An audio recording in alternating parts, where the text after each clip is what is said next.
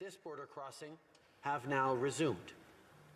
In Windsor, Mayor Dilkins said law enforcement was able to successfully intercept a new convoy suspected of heading to the Ambassador Bridge.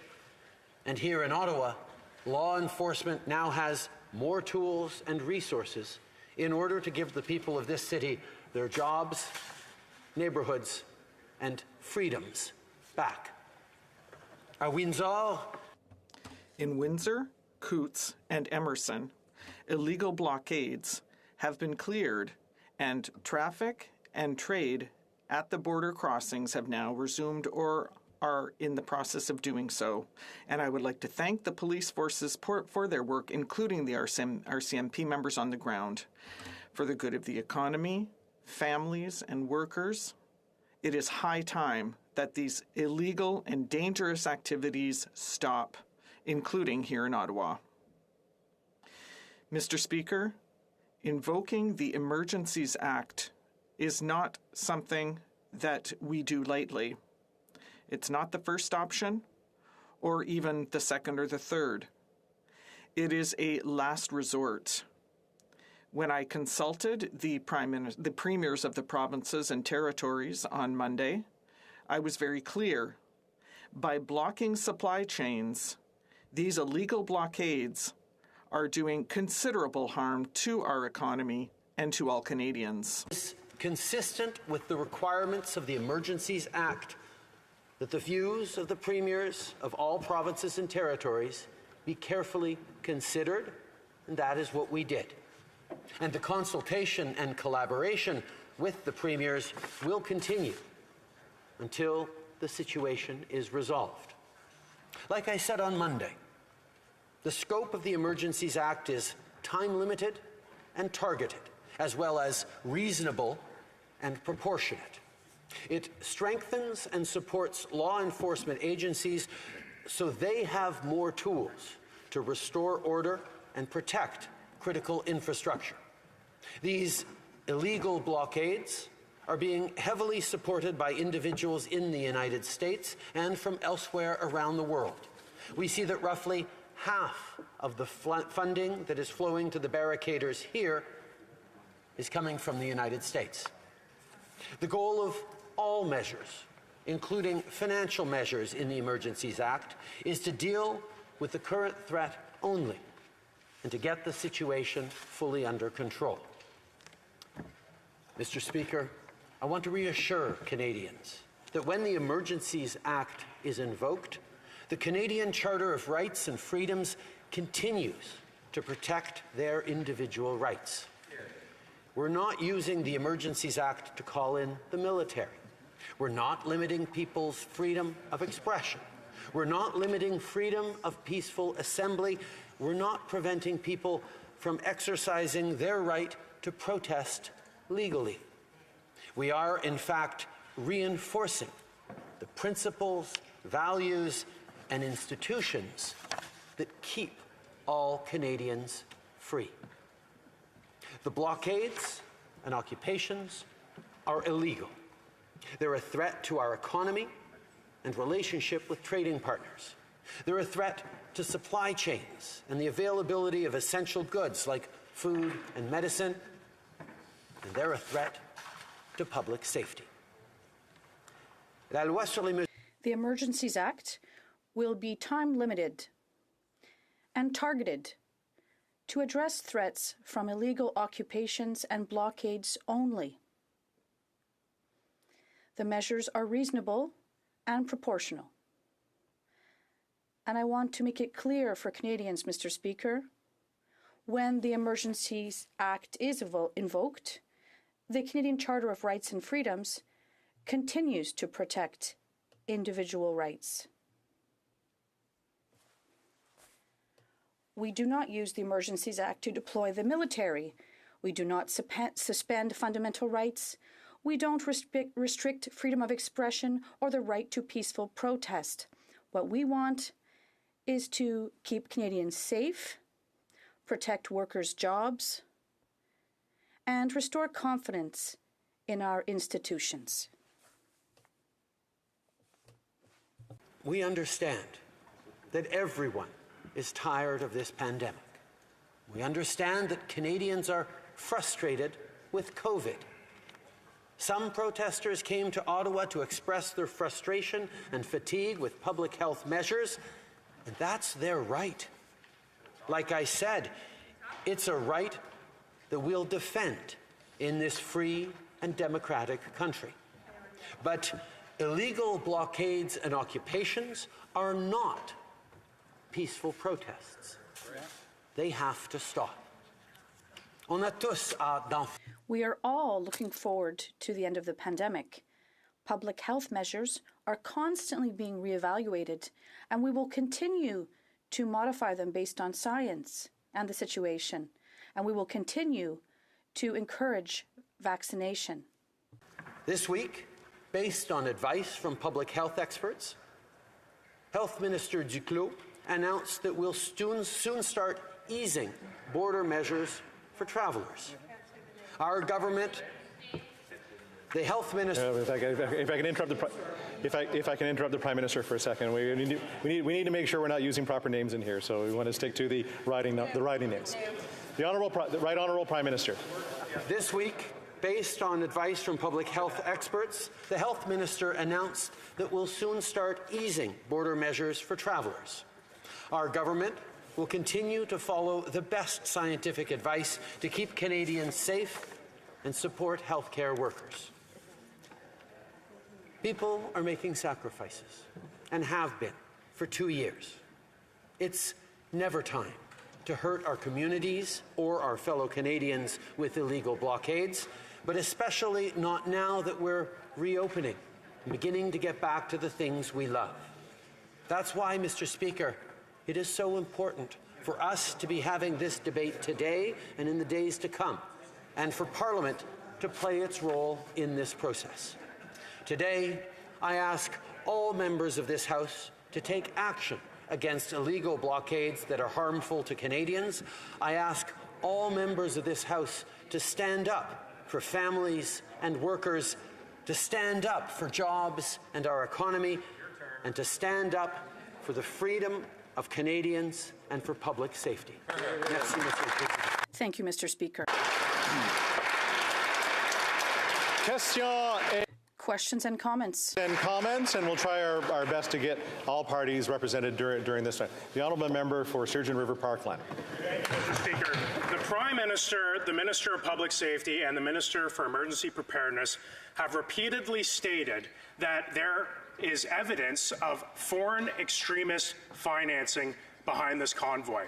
Last week at Public Safety Committee, Deputy Director of Intelligence for FinTrack, Barry McKillop, stated that there is no evidence that this funding in Ottawa is tied to ideologically motivated extremism. Under further questioning, he stated that there has been no spike in suspicious transactions. Under what basis is this government freezing the bank accounts of Canadians in violation of Section 8 of the Charter against unreasonable search and seizure? The Right Honourable Prime Minister. Speaker, I think it is going to be extremely important that in this House over the coming days there will be important and robust debate on many such issues. But I can highlight once again, Mr. Speaker, that the Charter of Rights and Freedoms continues to apply. The Emergencies Act is subject to the Charter of Rights and Freedoms, and the measures that we've brought forward are proportional, measured, and responsible, and designed to get Canadians their lives back, their communities back, and restore their freedoms. Questions and comments. The Honourable Member for Bellay-Chambly. Thank you, Mr. Speaker. I think that roughly everyone agrees about the intent, namely to end the siege in Ottawa, which is almost the only hostile protest that is still active here. If the intent is fine, well, while it is, the means to achieve the end is not. If Quebec had ended protests, well, they did without the Emergencies Act. They opened the border without using the Act, and arms were seized without the Emergency Measures Act, and the Ambassador's Bridge was reopened without the Emergencies Act. And there are other situations that were solved without this act. How come the Prime Minister say that there's no other means to intervene? And how come he cannot exclude the other provinces such as Quebec who do not want to be subject to the use of the Emergencies Act? The Right Honourable Prime Minister, police forces in jurisdictions across the country now have more tools at their disposal to tackle these blockades and illegal occupations when and if they are needed. And we will continue to make sure that measures are proportional and reasonable and limited in time. But it is important to give more tools to our police officers who need them. We understand that in many parts of the country, they were able to properly control the situation, but the Emergencies Act applies across the country, will only be used, though, when it is necessary. Questions and comments. Questions et commentaires. The honourable member for Burnaby South. Thank you, Mr. Speaker. For weeks, this occupation was allowed to continue. People lost their wages. Citizens were harassed. The potential for violence grew. And the federal government, instead of acting, argued over jurisdiction. So what responsibility does the Prime Minister take for the inaction that made the Emergencies Act necessary? The Right Honourable Prime Minister. Mr. Speaker, I appreciate the opportunity to reiterate that from day one of these barricades and blockages and occupations, the federal government has been supplying resources and working closely with local police of jurisdictions to ensure that they had the tools that they needed. Obviously, this situation has evolved, this situation has escalated, but every step of the way, the federal government has been there to support the law enforcement of jurisdiction. Here in Ottawa, that means the Ottawa Police Services and the OPP, and we will continue to be there with the RCMP as necessary. Time for about a 15-second question and answer. The honourable member for Ottawa Centre. Thank you very much, Speaker. As you're very much aware that my riding includes Parliament Hill, which has been under siege for over 3 weeks now, Speaker. My community has been held hostage, and I can assure you that these protests have not been peaceful or lawful. My question to the Prime Minister is, how is this Emergencies Act is going to help my constituents in Ottawa Centre? The Right Honourable Prime Minister. Mr. Speaker, Canadians continue to have the right to free expression, the right to protest peacefully, but occupying the downtown of our major cities, protesting and blocking border crossings is unacceptable. That is why we have given more tools in a proportional way to police officers. Reprise du débat, continuing debate. The Honourable Minister of Public Safety. Thank you very much, Mr. Speaker, and I'd like to begin by thanking the Prime Minister for commencing this important debate on the invocation of the Emergencies Act for the first time. And I want to begin with a number of expressions of gratitude, both to my colleagues on this side of this House. I'd also like to begin by expressing my gratitude to the opposition for the informed debate which we're about to have. And finally, Mr. Speaker, I'd like to thank Canadians because I know that this has been a very difficult time, a period of great frustration and anxiety and uncertainty, and it is not lost on me, and I hope not on all members of the Chamber, that the confluence of events of the pandemic and now these illegal blockades does create for an emotionally charged atmosphere. And sometimes we let that get the better of us here in this Chamber, but my sincere hope is that we'll be able to have a principled debate about why it is that the government has chosen to invoke the Emergencies Act, the paramount reason being the health and safety of all Canadians. Now, you've heard the Prime Minister set out what the test for the invocation of the Emergencies Act is, and I know that my colleague, the Minister of Justice and the Attorney General and other members will elaborate on that, but I want to focus my comments on what I believe are the perceived and real risks to public safety that we have seen over the last number of weeks, which emanated from the so-called Freedom Convoy. Now, this convoy has been taking to the streets right across the country and at other critical infrastructure, including our borders, our national symbols, our communities, our neighborhoods, and it has had a profound impact. And I would submit to you, Mr. Speaker, and to members of this chamber, a very negative and detrimental impact to public safety. I want to touch on a number of the ports of entry which have been interrupted significantly as a result of the participation of those in the illegal blockades, including at Coutts in Alberta, Emerson in Manitoba, Surrey, British Columbia, Windsor, Ontario, Sarnia, Ontario, Fort Erie, Ontario, as well as here in Ottawa. I hope that all members would recognize that the kind of conduct that we have seen at our borders puts into serious question, the integrity and the security of this country.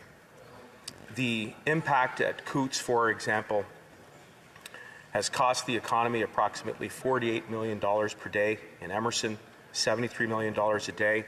And in Windsor, where we conduct nearly or roughly a quarter of all of our daily trade with our most important trading partner in the United States, roughly $390 million. Now, those are just numeric figures, but I think about the translation of those dollar figures into the impact on Canadians' jobs, on families, on those who are just trying to get by right now. And whatever the motivation of some individuals who have commingled with those organizers and agitators of this illegal blockade, whatever their concerns are with regards to the government's strategy to get out of the pandemic, which of course is to get vaccinated, it has become something much, much more concerning. Now, Mr. Speaker, I do want to say that we have made some progress at these ports of entry, and that is in large part thanks to the very important work that has been undertaken by the members of our law enforcement. Je vous remercie. I would like to thank the RCMP for their efforts and energy. All police forces, in fact, they're doing good work on the ground. There's a lot of progress being made. Most of our borders are now open, and that is good for our economy and for trade. And it's also good for Canadians. But this progress, it's not a given. That we continue to guarantee the progress that we have made. I want to speak for a moment about the situation here in Ottawa, and I know that many of my colleagues in the NCR caucus have spoken very articulately and very passionately about the damage that has been caused in our communities and our neighborhoods. Mr. Speaker, I've heard some members on the opposition side try to somehow cast a minimization, some kind of effort to generalize what is going on outside of this chamber as being legitimate. It is not, Mr. Speaker. It's illegal, and it causes great harm.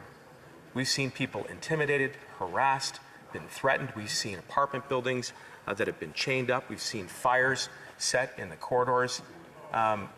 Residents are terrorized. Yeah.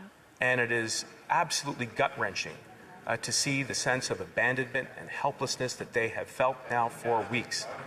And I want to assure them that since day one, that the federal government has done everything that it could to provide additional resources. The RCMP has sent three sets of reinforcements to the Ottawa Police Service, and will continue to do whatever we can to help. But it is also important, I think, for members of this chamber to recognize that we here, we write the laws, we set the policies, but we trust our police, our law enforcement, to enforce them. And that is why it is so important that we use every tool in our box, especially now, where we find ourselves in a predicament, in a dilemma, in a situation that has perhaps never been seen before. Now, I ask myself, Mr. Speaker, and I hope others are reflecting as well, what's this all about?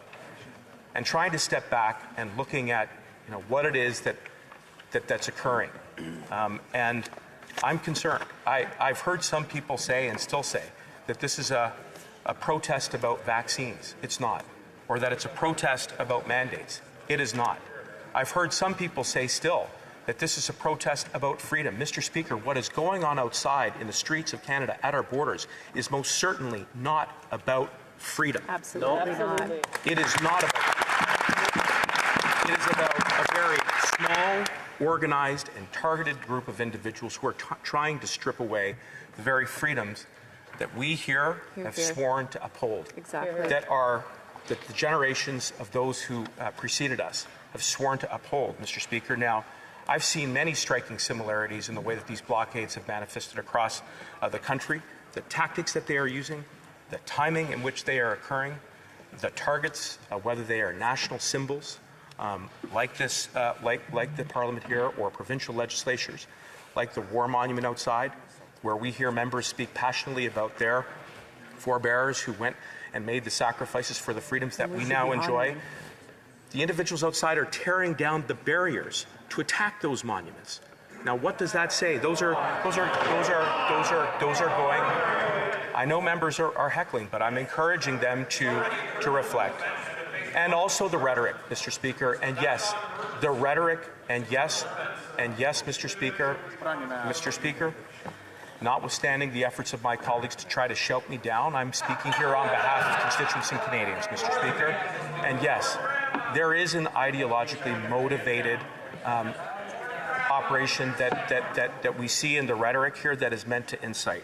And that is indeed one of the reasons why, Mr. Speaker, that we have chosen, that we've had to invoke the Emergencies Act. Now, I want to assure members that these are very targeted measures, that they are time limited, that they are protected and bound by the Charter.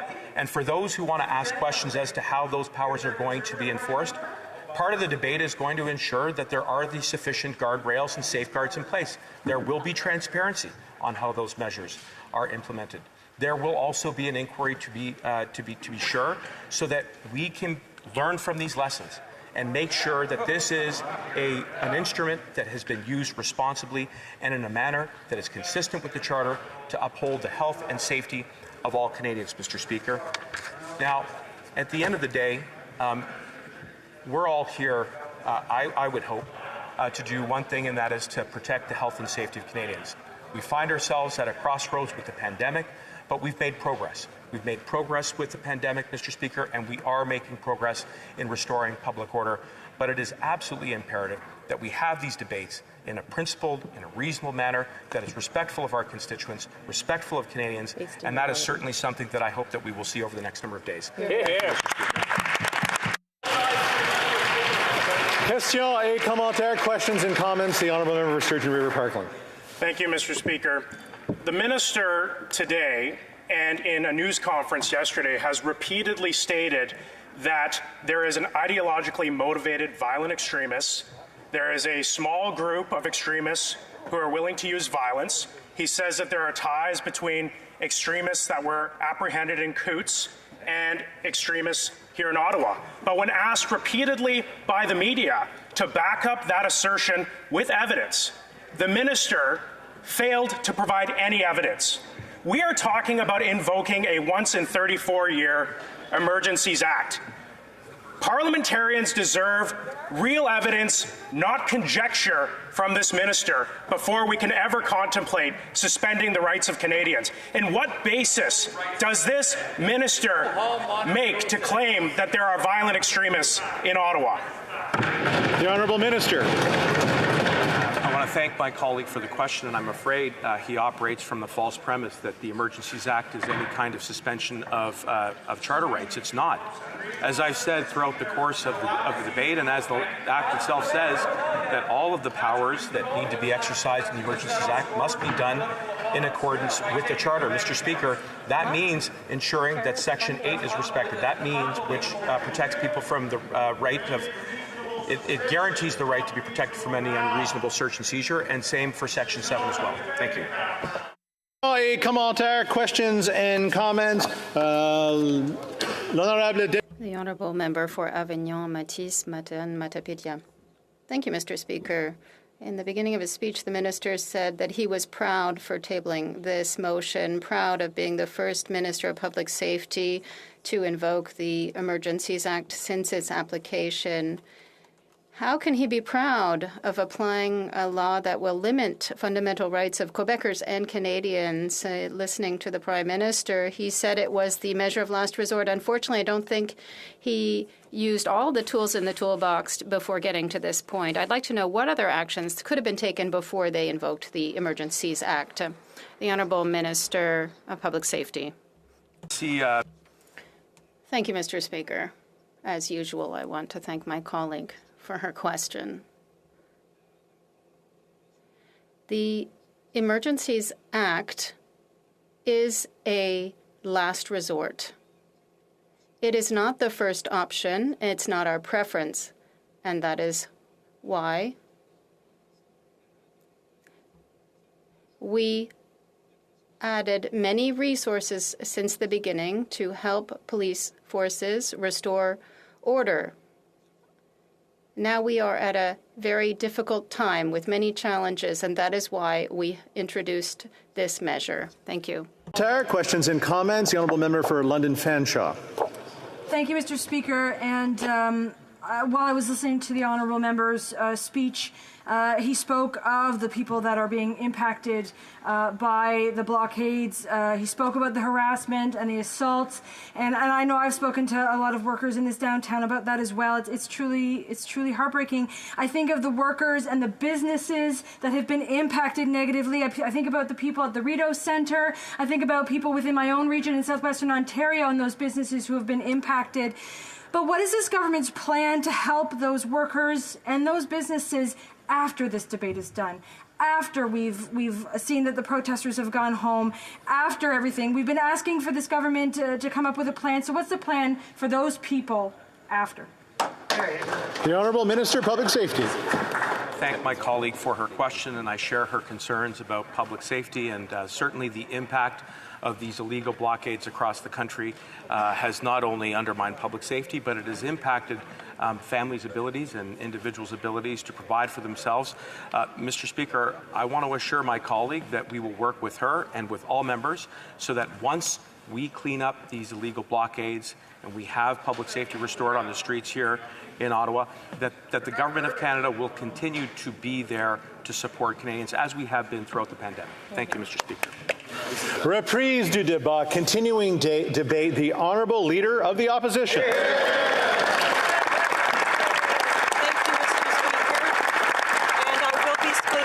Today.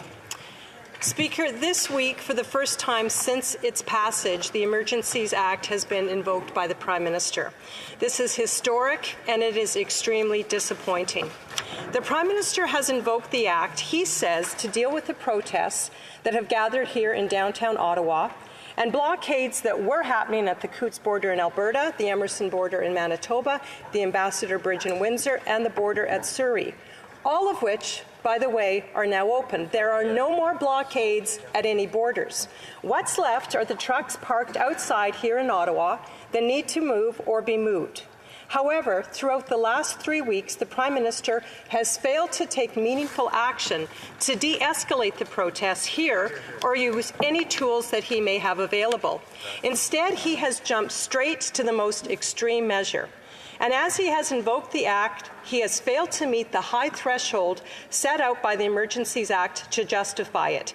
That being, and I quote, when a situation seriously threatens the ability of the Government of Canada to preserve the sovereignty, security, and territorial integrity of Canada, and when the situation cannot be effectively dealt with under any other law of the country. Conservatives do not believe the government has shown that threshold has been met, and thus we will be voting against it.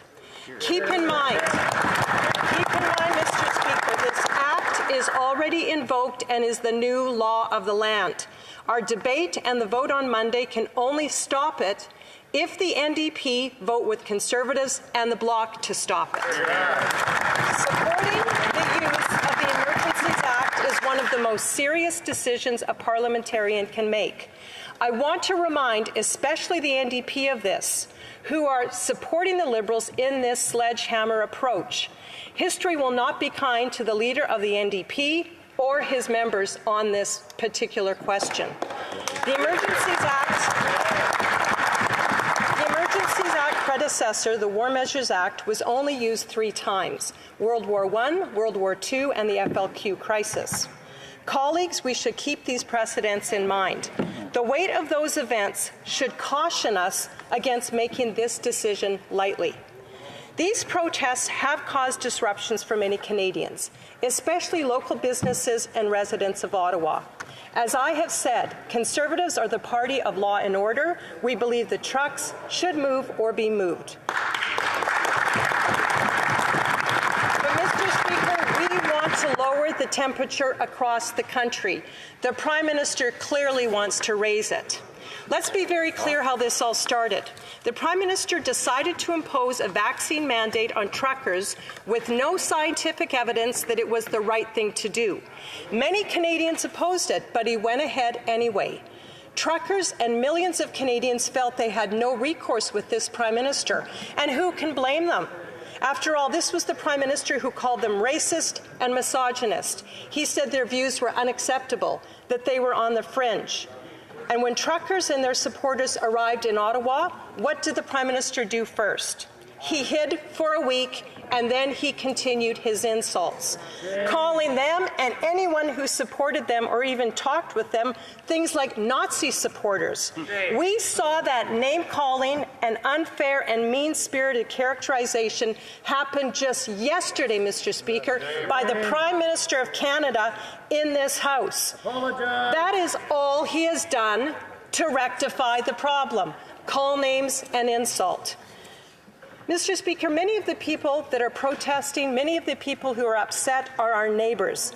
They are our constituents. They are Canadians, and they want to be heard and given even just a little respect by their Prime Minister. But the Prime Minister has decided that because he disagrees with them, doesn't like their opinions, he won't hear them. At every turn, the Prime Minister has stigmatized, wedged, divided, and traumatized Canadians. And now, without even a single meeting with a trucker, without talking through one of their concerns, without apologizing for his insults and listening to what people have to say, without using any other tool at his disposal, he has used this overreach, this Emergencies Act, and it's wrong. The Prime Minister's leadership in this situation has frankly been abysmal. He said this week, and I quote, "Invoking the Emergencies Act is never the first thing a government should do, or even the second. The Act has to be used sparingly and as a last resort." But his actions have shown the opposite approach. The so-called measure of last resort has come before taking any action to address the frustrations at the root of the protest. How did the Prime Minister go directly from ignoring the truckers to turning this to the Emergencies Act? Why has the government jumped straight to this without doing anything to lower the temperature first? Conservatives put forward a reasonable approach that could help bring the temperature down and address the concerns. We asked the government to commit publicly to a specific plan and timeline to roll back federal mandates and restrictions. But the Liberals and NDP refused to support our plan, and instead the Prime Minister reached for more power. This comes as provincial governments are announcing plans to end COVID-19 restrictions. The Prime Minister is an exception to this trend, and he refuses to come forward with a plan. Even the provinces are unhappy with the Prime Minister for doing this. Alberta, Saskatchewan, Manitoba, Quebec, Nova Scotia, they're all opposed to the use of the Emergencies Act. This is not a good look for the Prime Minister. We all want the trucks here in Ottawa to move. We want a peaceful and quick end to the trucks blocking the streets in Ottawa. Our message to those protesting is still this: Conservatives have heard you. We will keep standing up for you. But it's time to move the trucks. At the same time, no government should resort to the kind of extreme measures that we're seeing.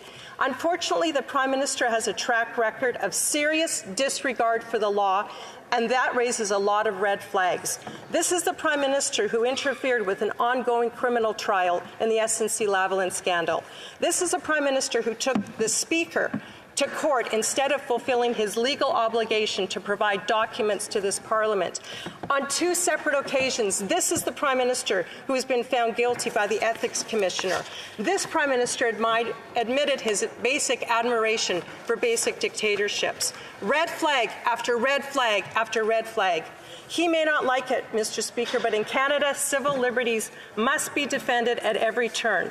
Section 2 guarantees our freedom of association and assembly. Section 7 guarantees our right to life, liberty, and security of the person. Section 8 guarantees our protection against unreasonable search and seizure. Canadians can't be expected to simply take this Prime Minister at his word. His plans are not consistent with fundamental freedoms. The government should not have the power to close the bank accounts of Canadians on a whim. The Prime Minister is doing this to save his own political skin. But, Mr. Speaker, this is not a game. It comes at the cost to Canadians' rights and freedoms. Speaker, Parliament should not allow the Prime Minister to avoid responsibility in this way. I urge all members of this House, proceed with extreme caution. Now is the time to stand up for your constituents, to show real leadership, to help heal our divisions, to listen to those we disagree with, to not shut them down, to not tell them that they are irrelevant, to not speak insults to them. That is the job of each one of us as members of Parliament. No matter who we represent, we have to represent them with integrity, with hope, with honour. And what the Prime Minister is doing, Mr. Speaker, he has for the last 2 years disregarded these Canadians, called them names and insulted them. It is time to show leadership for every one of us and say no to this Emergencies Act. Thank you, Mr. Speaker. Questions and comments? Question et commentaire. The Honourable Member for Ottawa Centre. Thank you. Thank you very much, Mr. Speaker. Now I will speak on behalf of my constituents, which all of you are sworn to do. I just ask the members opposite. If this kind of occupation was happening in their neighborhoods, in their ridings, for 4 weeks in a row, for 4 weeks in a row, Mr. Speaker. Order.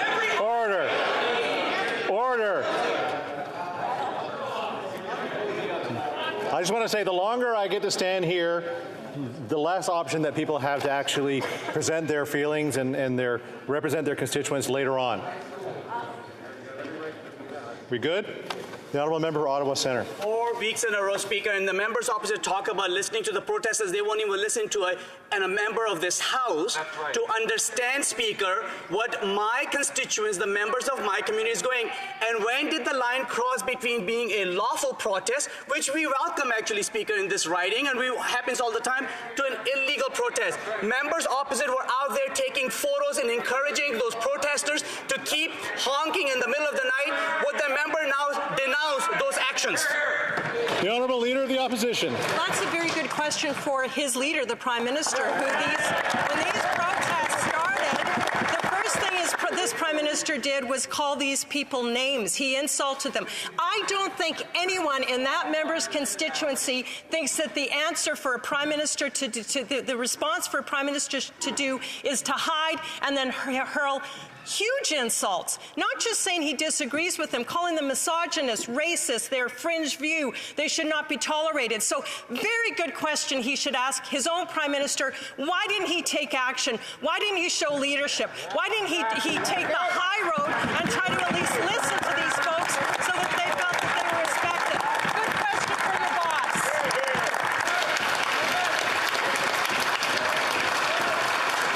Questions et commentaires. Questions and comments. L'honorable député. The Honourable Member for La Prairie. Mr. Speaker, the problems in Alberta were resolved without the Emergencies Act. Same Emerson and the Ambassador Bridge. The situation resolved without the Emergencies Act. In Quebec, there were demonstrations. It was resolved without the Emergencies Act. In the Prime Minister's backyard here, there is an occupation. What did the Prime Minister do? First, he insulted them, and then he invoked the Emergencies Act. My question is simple. Between playing Pontius Pilate and the atomic bomb, there is tools that the Prime Minister could have used, like leadership. What does the Leader of the Opposition think of that? The Honourable Leader of the Opposition. I tell that member, thank thank you for his question. And he may recall I sent a letter very early on to the Prime Minister asking that he meet with the opposition leaders to talk about solutions, like the ones that he just spoke about. It's clear that the borders were cleared by police action, and that's a good thing. We believe that these protesters here in Ottawa, these blockades, could have been moved quickly had the Prime Minister shown some leadership, said, hey, I'm hearing you, I disagree with you, but I hear your concerns. We're going to look at removing these mandates. We're going to do it because it's actually scientific to remove them. I guarantee you, Mr. Speaker, that these folks would have moved on had the Prime Minister decided he wanted to actually listen. And what I promise you is we would not be here today invoking an Emergencies Act, which is a sledgehammer on all Canadians. Questions and comments? The Honourable Member for Burnaby South. It's no secret that the convoy stated their mission, which was to overthrow the government. It sounds ludicrous, but they brazenly posted that on their website, and they reiterated it. Order. I can't hear the question, and I'm sure the Leader of the Opposition can hear the question. The Honourable Member for Burnaby South. It's no secret that the goal of this convoy, posted brazenly on their website, reiterated as recently as earlier this week in a press conference, was to overthrow a democratically elected government. That was their goal. So the interim leader of the Conservative Party says, we have heard you, we will keep standing up for you. Do you regret endorsing a convoy that is attacking the fundamental democracy of our country? Do you regret endorsing and supporting an occupation that has harassed citizens? Do you regret endorsing a movement which has lost... Order. I know the questions have to come through the chair, and then I can't speak on behalf of the Leader of the Opposition, but I'll let the Leader of the Opposition answer the question. Thanks, Mr. Speaker. And obviously, nobody in this House believes that a government should be overthrown, although I have seen that member's colleagues at a number of pro-communist marches, and so not sure if that means he endorses communism. In fact, I'll tell you what I know is when history looks back on this, Conservatives will have stood up with Canadians, millions of Canadians, vaccinated Canadians, Canadians who are blue-collar workers, Canadians who are white-collar workers, Canadians who have had enough of a Prime Minister who has divided, wedged, stigmatized, and traumatized them. And the party that will have stood with that Prime Minister is that member and his NDP colleagues, and it's shameful.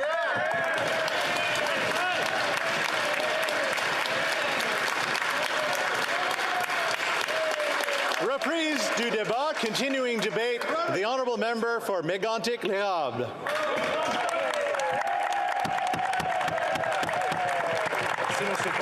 Thank you, Mr. Speaker. Mr. Speaker, I wish that I was rising here today to speak about increased inflation. I wish I was here to defend parents and seniors who have suffered greatly since the beginning of the pandemic and who today are dealing with all kinds of serious and grave situations. But because of this Prime Minister, because of his inaction, because he chose to protect his career instead of listening to Canadians, here we are today debating a bill which was invoked. It's been invoked for the first time since it was created in '88 by the Parliament. It's the Emergencies Act that I'm referring to, and obviously this will go down in history, Mr. Speaker, but not for the right reasons. And it's very disappointing, Mr. Speaker. The Prime Minister had to invoke this to manage the blockades, the protests in downtown Ottawa and at Coutts in Alberta, the cross-border bridge in Emerson, and the Ambassador Bridge in Windsor. Colleagues, we have to remember these precedents.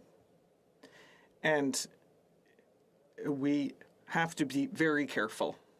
However, there are only the blockades in Ottawa that remain. All the other blockades have been dismantled or are being dismantled without resorting to the Emergencies Act.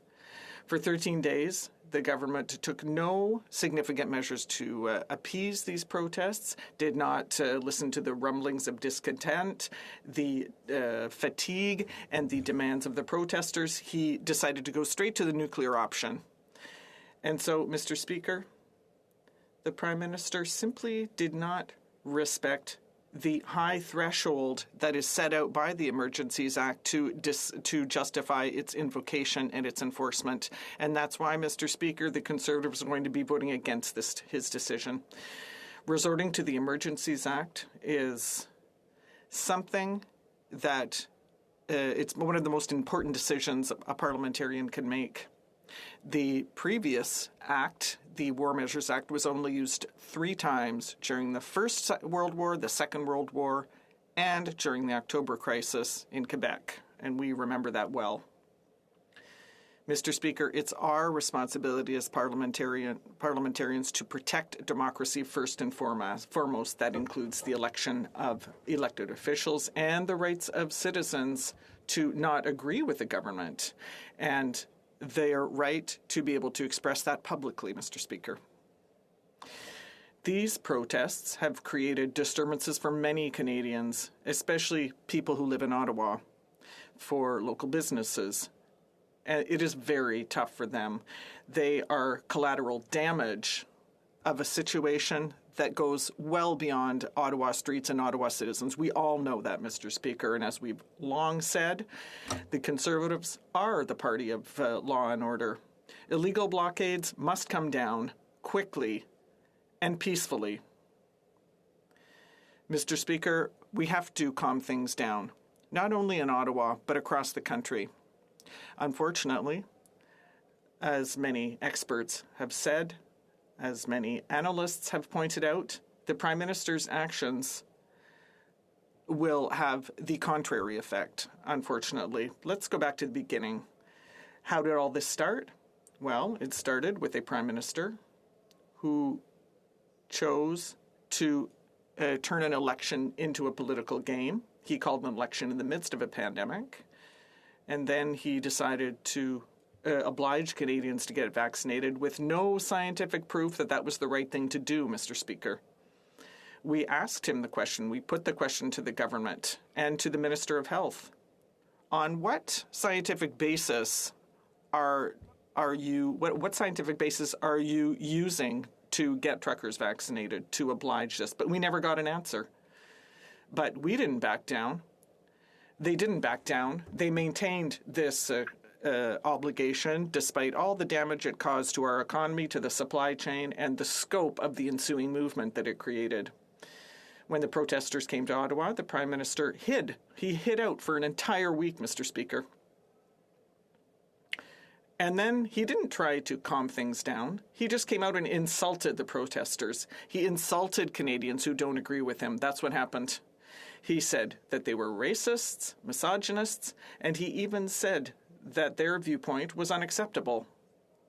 But we see that often in this House, Mr. Speaker. Every time we say something that the Prime Minister doesn't agree with, well, he goes straight to the unacceptable accusation.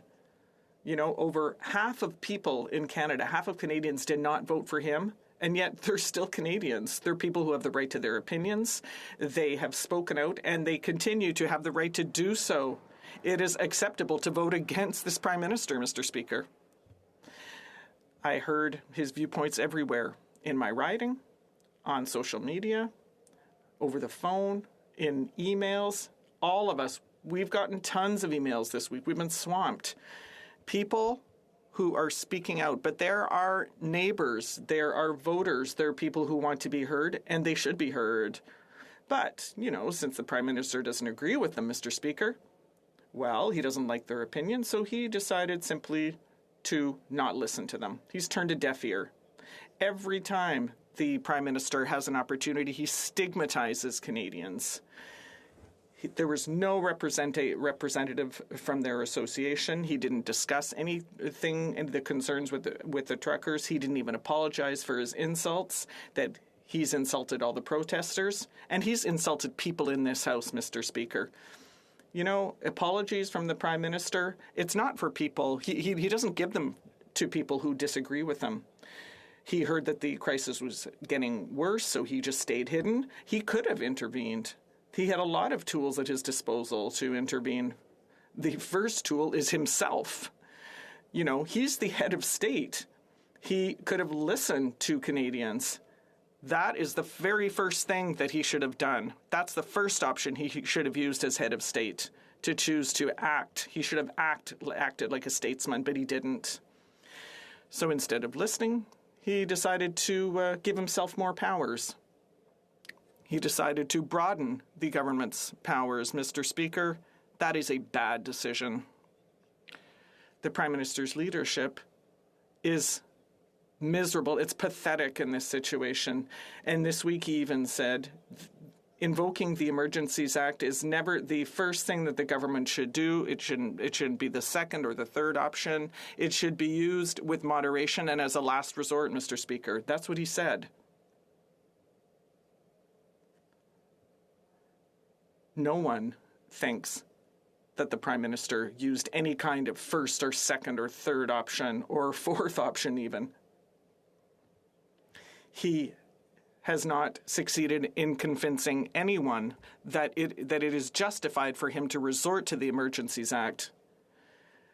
Mr. Speaker, just about everyone, experts, police chiefs, analysts, everyone said that he had all the tools at his disposal. Even the premiers didn't want him to use the Emergencies Act. They've said it over and over. We can look after this. Do not throw oil on the fire. That's what they said. By invoking the Emergencies Act, that's what you're doing. That's what they told him, Mr. Speaker. How did the Prime Minister go completely from ignoring the protesters and hiding to the nuclear option of adopting the Emergencies Act? We hope that history will tell us why this happened, because currently the Prime Ministers and his ministers are not telling us why, and currently the crisis that we're in has been directly created by the leadership void, the vacuum left by the Prime Minister. He could have used a reasonable approach. We asked him, give us a plan to announce the withdrawal, the lifting of obligatory vaccination and the lifting of health restrictions. And that's not unreasonable. All the provinces are doing it right now across the country. But unfortunately, this Prime Minister chose to put his head down, to do nothing, to not listen to the experts, to ignore them. And now he's wondering why the protesters and why Canadians are fed up with his lack of leadership. That's the reality in which we find ourselves. The Prime Minister would rather do what he thinks is right and continues to refuse to give us a plan. Mr. Speaker, the government should not have the power to shut down Canadians' bank accounts. It should not have to resort to the Emergencies Act when there exist other tools to fix this type of crisis in Ottawa. The Prime Minister has failed miserably. And unfortunately, he will be judged not by us, but by the generations of Canadians to come. Thank you, Mr. Speaker. Question et commentaire. Questions and comments? The Honourable Member for Kings Hants. Thank you, Mr. Speaker. And I'd like to thank my colleague across the way for his speech. He talked about leadership, and his party is trying to denounce and support the protest at the same time. It was said that the Prime Minister should show leadership. What measures should the government have taken, or should the government just give in to protesters' demands? What does the member think? The Honourable Member.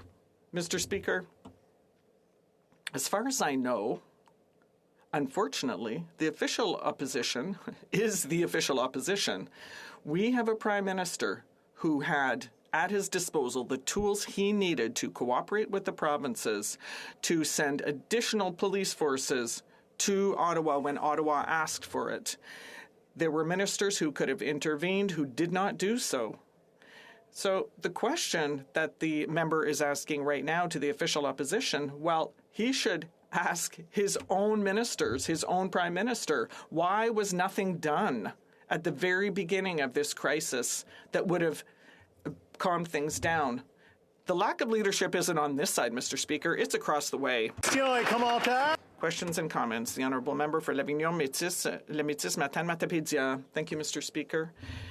There's something that makes me angry. When the Prime Minister said that he invoked the Emergencies Act, he said, well, it's going to be geographically targeted, just where we need to apply it. But Premier Legault said, we don't want anything to do with this act on our territory. The National Assembly voted unanimously. We want nothing to do with this. But now we can see that it's localized across Canada. And it's not the first time that the Prime Minister has said one thing and done the opposite. So I would like to know whether he thinks this is a reasonable type of application of this law, or is it unjustified and unjustifiable? The Honourable Member. I'm going to quote Premier Legault of Quebec. Imposing this act will throw oil on the fire by polarizing all Quebecers.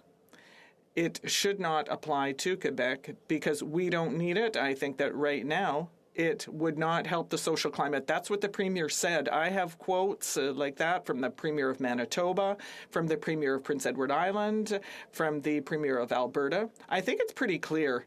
The Prime Minister, what Premier Legault said, listen, we don't want anything to do with your Emergencies Act. We can look after this all by ourselves. So why isn't he able to do so? Questions and comments. And the Honourable Member for Sandwich Gulf Islands. Mr. Speaker, and to the Honourable Member for Megan T. Carab, I'm actually raising a point that I've heard his leader, the official leader of the opposition, the leader of the opposition party, raise something as a hypothetical, and I want to address it now, and that is this notion that the Prime Minister hid. I think we forget the Prime Minister, and I'm not going to defend all the Prime Minister's actions by any means, but at the moment this convoy started, the Prime Minister had been diagnosed with positive for COVID. Had he gone in to meet with people who were unvaccinated, and had any of them been sickened and died, he could have been charged with manslaughter. Does that not occur to people on the other side as a... Order. I would really like to hear the... I'm just looking over to the Minister. The member completed her question? No, it's Zoom right there. Okay, good. I just want to make sure everybody listens to the question so that we can get a good answer on it. The Honourable Member for Sandwich Gulf Island. Speaker, I know this is a difficult time for everyone, but I think that hypothetical and the use of the word hid is, again, inflaming divisions in this place we shouldn't have. If someone tests positive for COVID, they should not be meeting with anyone, and they certainly shouldn't be threatening the health and safety of people who have chosen not to get vaccinated. The Honourable Member for Mégantic-L'Érable. Mr. Speaker, from the beginning of the pandemic, I've had I don't know how many opportunities to listen to speeches and presentations from my honourable colleague on this little platform, this little computer called Zoom. I've heard her on many occasions, and also members of the Liberal Party on this small screen using Zoom. So hiding means not answering questions. Hiding means not taking a stance. That's what the Prime Minister did when he hid. He shirked his responsibilities. He didn't hide at home. He shirked his responsibilities. He could have taken the floor because he had all the means he needed to do so. Reprise du débat, continuing debate, l'honorable député de Bel... The Honourable Member for Belleuil-Chambly. Mr. Speaker, please allow me to remind our friends across the way that we're in the midst of a pandemic. And I'd like to remind the Conservative Party that I'd like to be able to hear myself as well. The pandemic has caused many victims. People have died. People have contracted major health problems. There are people who live in anxiety, who live in suffering. People have seen their purchasing power plummet because of long-term inflation effects, either structural or contextual. The pandemic has attacked seniors. It has attacked our health system, that of Quebec and the provinces.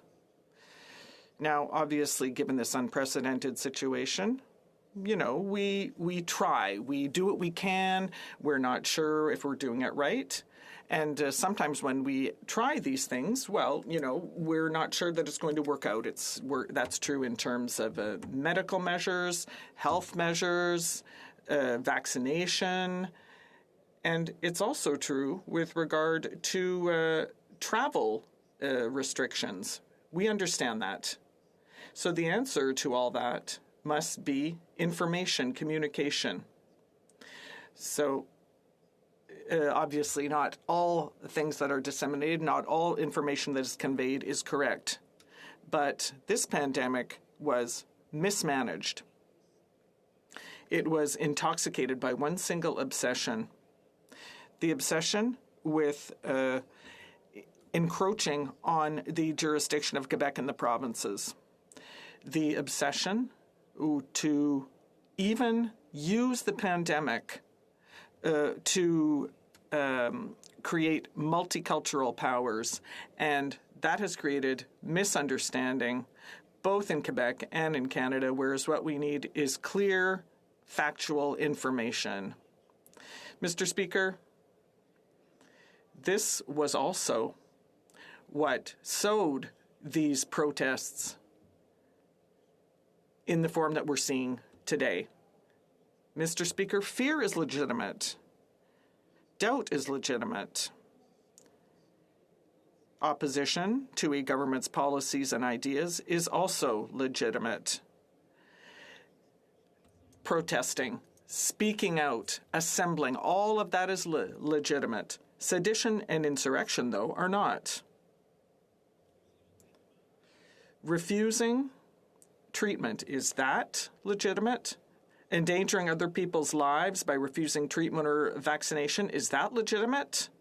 Yesterday, I was vaccinated for the third time of my own free will.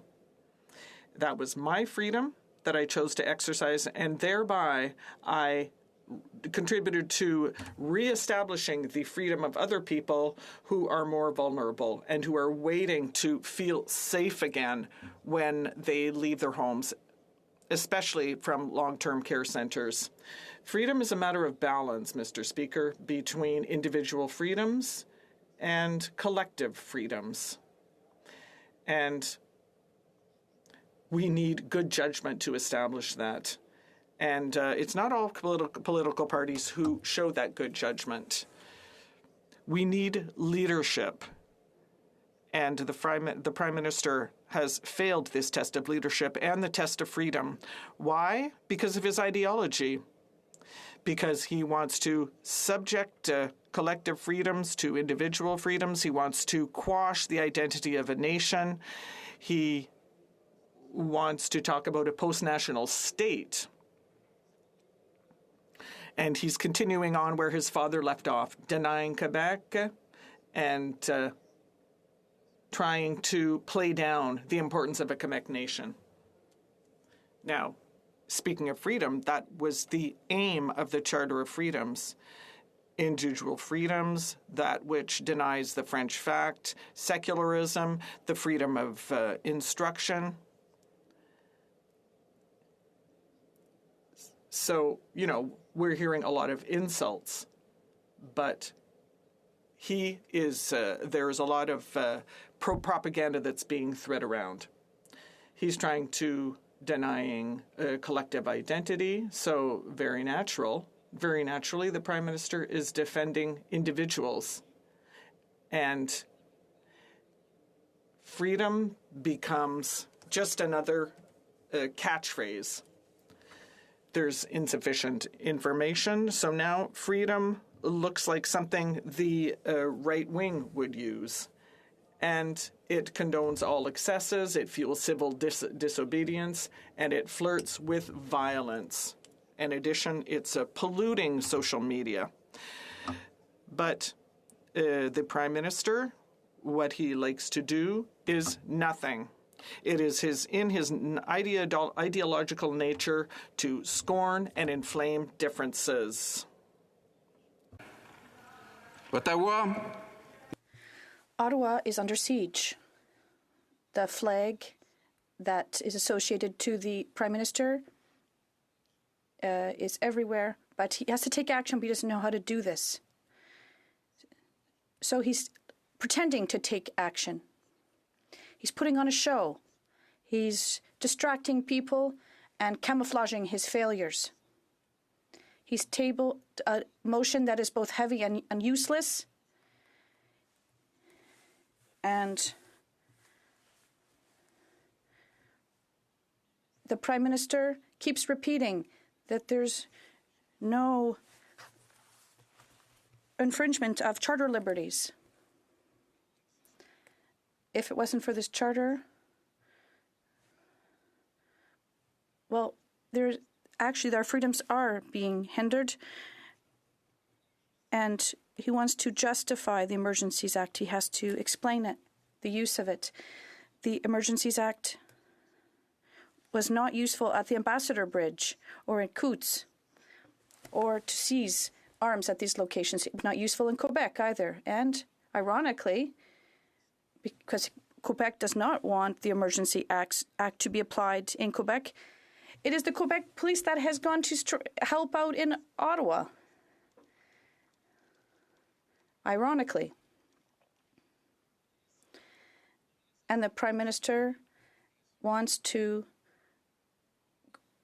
skirt the law.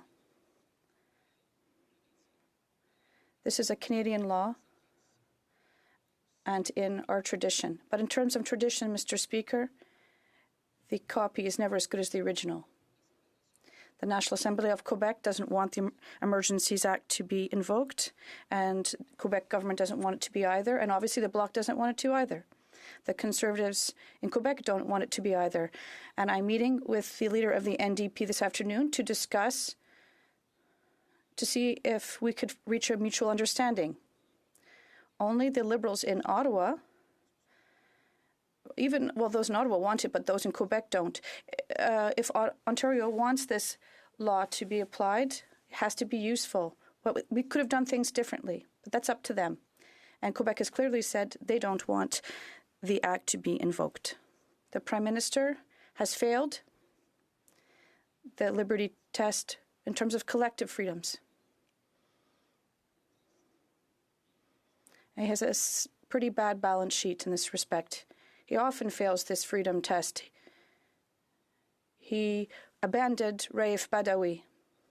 He ignored the Uyghurs. He is an accomplice of Spain against the Catalan region. He mistrusts Quebec's freedoms of expression and its desire for secularism. If Quebec doesn't say exactly the same or think exactly the same thing as him, and any provinces who don't respect his health conditions, and even in terms of security, the Prime Minister acts first and foremost by interfering. He takes powers that are not his, and he intervenes in an unjustified manner given the current state of things across Canada, except for the crisis that he himself created in Ottawa. He has failed the freedom of expression test as well, because he has infringed our liberties to our worst enemies, the extreme right and ignorance. Liberty is a progressive value, a national value. Freedom is a Quebec value, and it is fed by truth. Vaccination is a tool of freedom. Yes, it isn't perfect, of course, but it is the best of the worst solutions. And the quicker we follow vaccination, improved vaccination, the faster we can live health guidelines. But because of his failure, he's turned his back on those who are sick to manage a crisis that he himself created. I will always defend freedom, Mr. Speaker, particularly those from my nation. Quebec is free to make its choices. Thank you.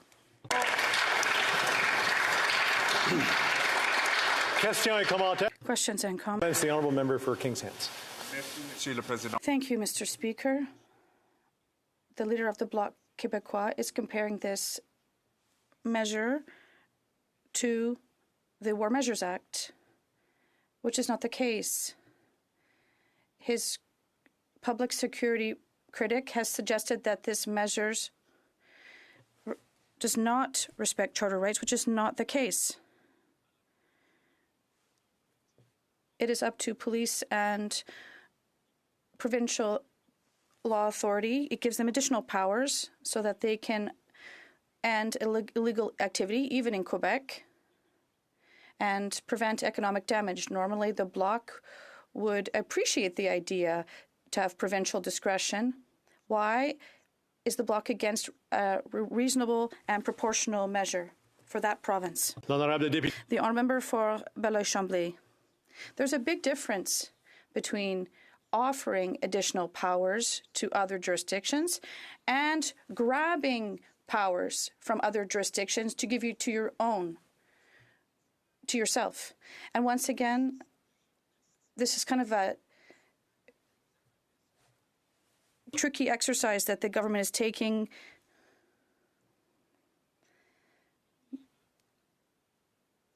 And Mr. Speaker, and when measures are necessary and they are relevant and they do alter liberties, instead of saying that they don't affect our freedoms, you have to justify it. Whether it's justified or not, seizing someone's bank account or preventing them from going down the street, that's not altering someone's freedom. At a certain point, it's clear that this government often says the opposite of what is obvious. Questions and comments. The honourable member for Charlebourg-Saint-Charles. Thank you, Mr. Speaker. I'd like to ask the Leader of the Bloc Québécois, what does he think about the balance between the law and the capacity and the resources that are available? We've seen a major issue for the City of Ottawa is in terms of the capacity of removing all these tractor trailers. And does he know that Section 21 of the Criminal Code obliges transportation companies to provide the police with resources when they're asked? And once again, does he agree that there's been a lack of balance between the existing law and available capacities and resources? The honourable member for Belleuil-Chambly.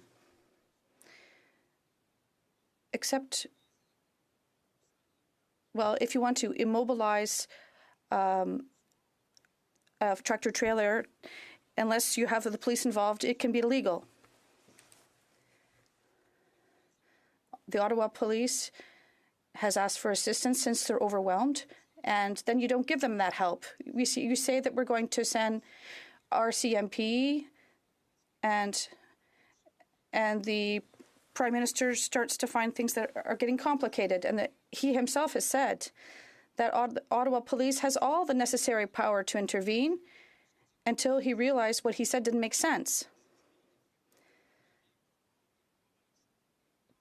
Provinces have powers and they have legislative abilities. There are emergency acts in various jurisdictions, and it gives them all the necessary tools. We shouldn't say without this, such laws wouldn't exist. The province could have intervened and can. They could have done that everywhere except for here around the Parliament. Questions and comments. The honourable member for Saanich Gulf Islands. Merci, Monsieur le Président. Thank you, Mr. Speaker. I'd like to thank the Honourable Leader of the Bloc Québécois. I have a question because I am concerned with the law and the geographical issue. What we have in front of us lacks a clear reference to a geographical region. Yesterday, the Prime Minister and other ministers said that the use of the Emergencies Act will include a geographical limit, but I don't find it here. So my question for the Leader of the Bloc is this.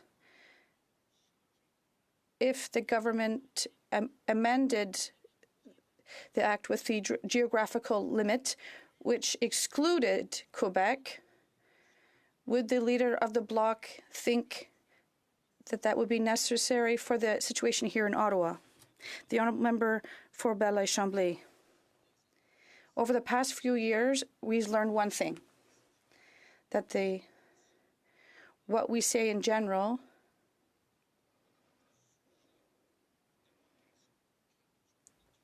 is not always applied as clearly when we write it down.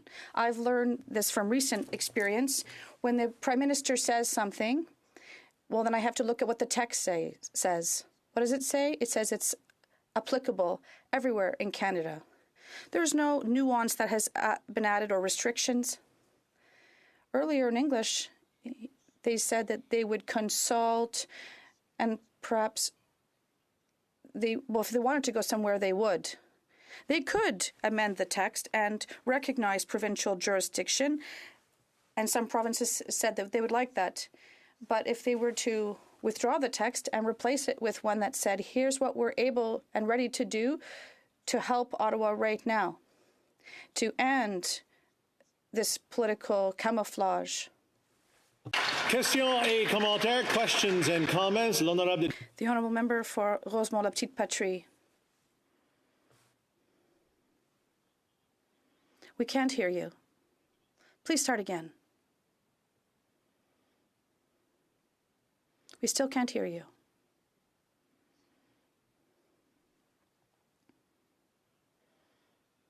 Sorry, we still can't hear you. We'll go to someone else and then we'll try to come back to you. The honourable member for Longueuil-Saint-Hubert. Thank you, Mr. Speaker.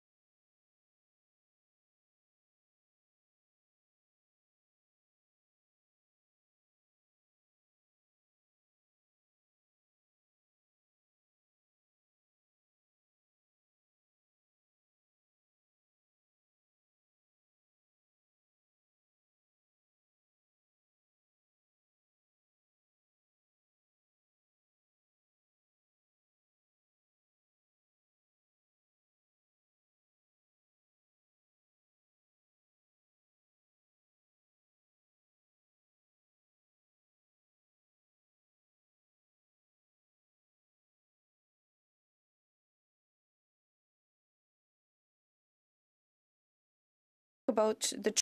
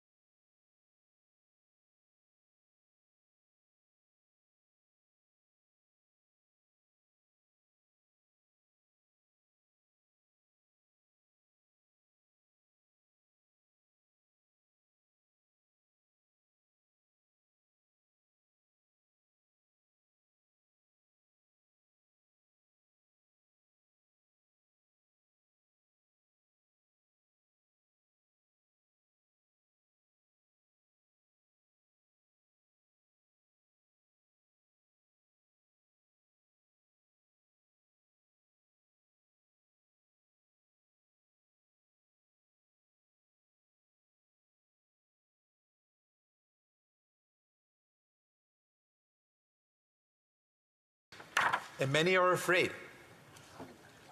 Afraid of the next wave, of the next variant.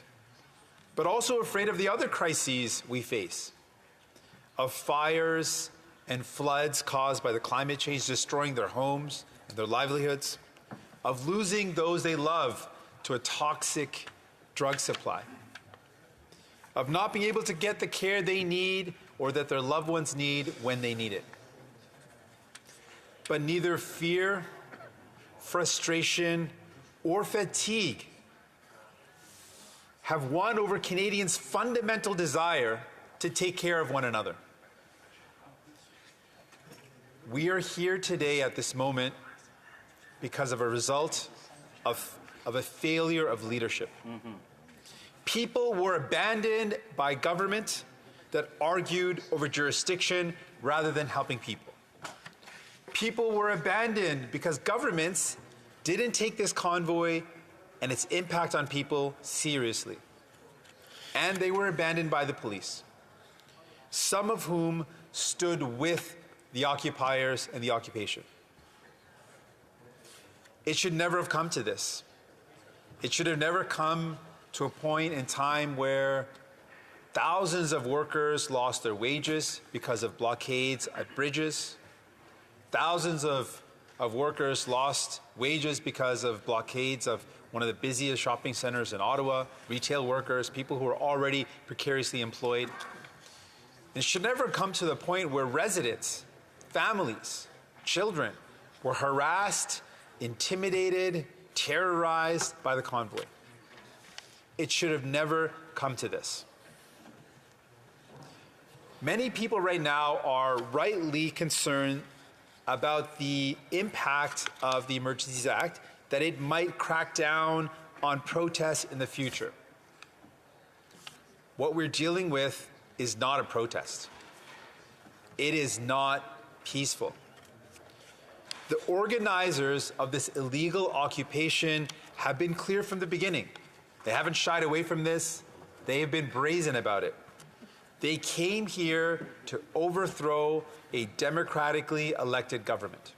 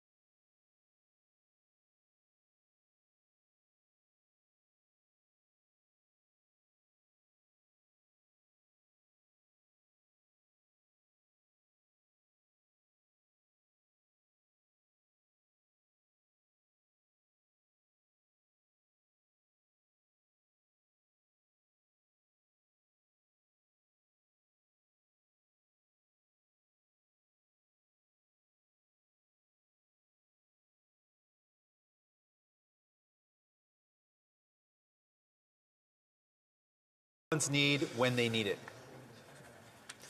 But neither fear, frustration, or fatigue have won over Canadians' fundamental desire to take care of one another.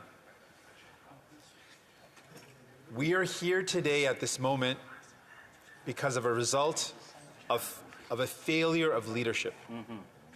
People were abandoned by government that argued over jurisdiction rather than helping people. People were abandoned because governments didn't take this convoy and its impact on people seriously. And they were abandoned by the police, some of whom stood with the occupiers and the occupation. It should never have come to this. It should have never come to a point in time where thousands of workers lost their wages because of blockades at bridges. Thousands of workers lost wages because of blockades of one of the busiest shopping centers in Ottawa, retail workers, people who are already precariously employed. It should never come to the point where residents, families, children were harassed, intimidated, terrorized by the convoy. It should have never come to this.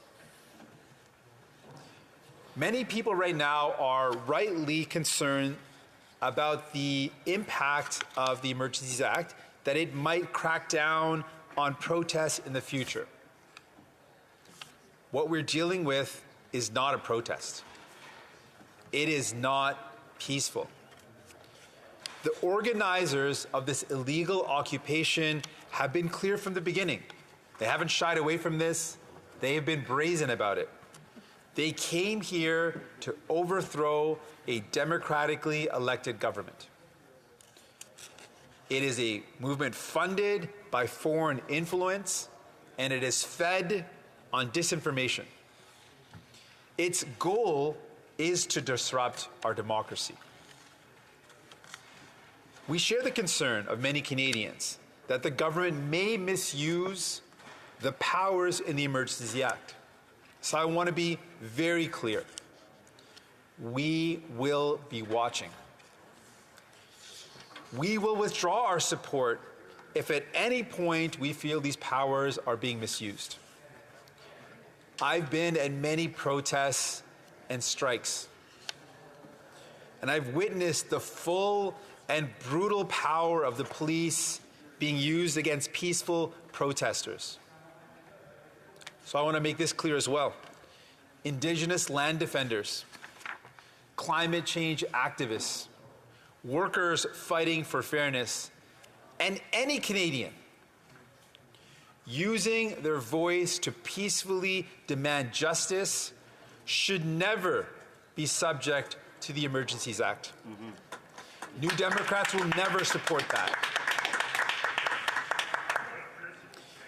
What has become very clear in this crisis is that there needs to be as well a serious examination of policing in Canada. Occupiers get hugs from the police, while Indigenous and racialized protesters are met with the barrel of a gun. Yep. There are several accounts, very troubling accounts, of current and former law enforcement and military members involved in these occupations.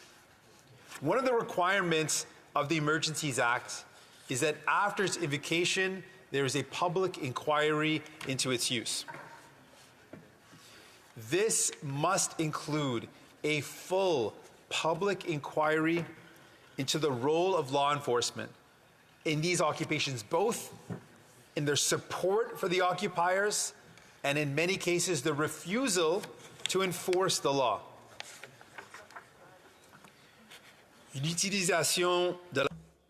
The use of the Emergencies Act is because there is a failure by the government. They never should have gotten to this point. But the situation of a crisis in Ottawa requires additional action in order to avoid something serious from happening.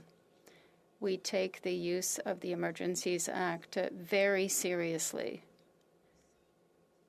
No one wants to see a situation like that which occurred in 1970 happen again.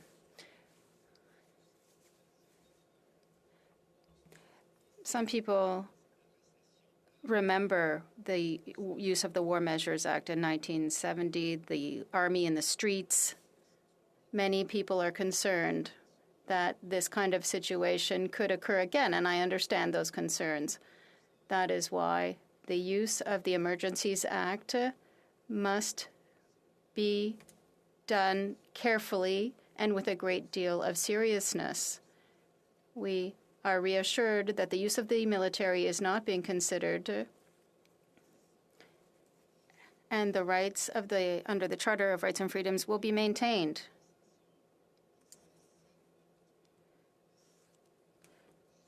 Arbitrary arrest will not be justified under the Act. The NDP believes that there is no justification at present to use this Emergencies Act in Quebec. We are asking the Prime Minister for guarantees that the emergency measures will only be used where they are really required. The NDP is prepared at any time to use the mechanisms available to it. We're not giving the government a blank check, and we will keep our eyes on the government to avoid any abuse or misuse. We've heard a lot about divisions in our country. That division, sadly, has been fed and amplified by members in this House. That has to end. Using a pandemic as a political wedge to score points off your opponents to try to win a leadership or an election is wrong. And frankly, dangerous. This virus doesn't care who you voted for. Wearing a mask isn't a partisan activity. Vaccines save lives.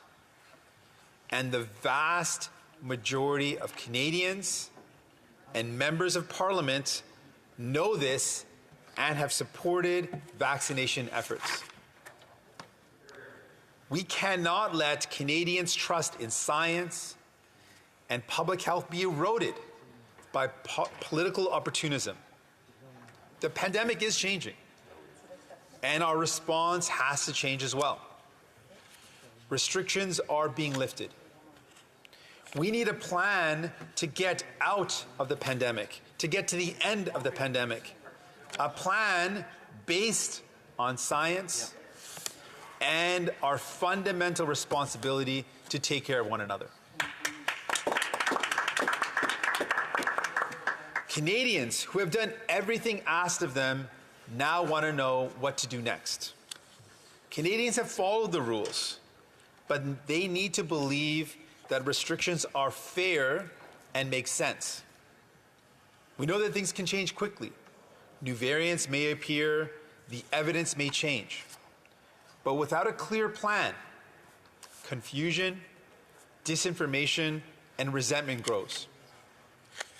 We believe that a plan to get to the end of the pandemic, to get us out of this pandemic, has to include the urgent repair of our healthcare system so that people can get the care when they need it. It has to include finishing the job of vaccination, especially of our children.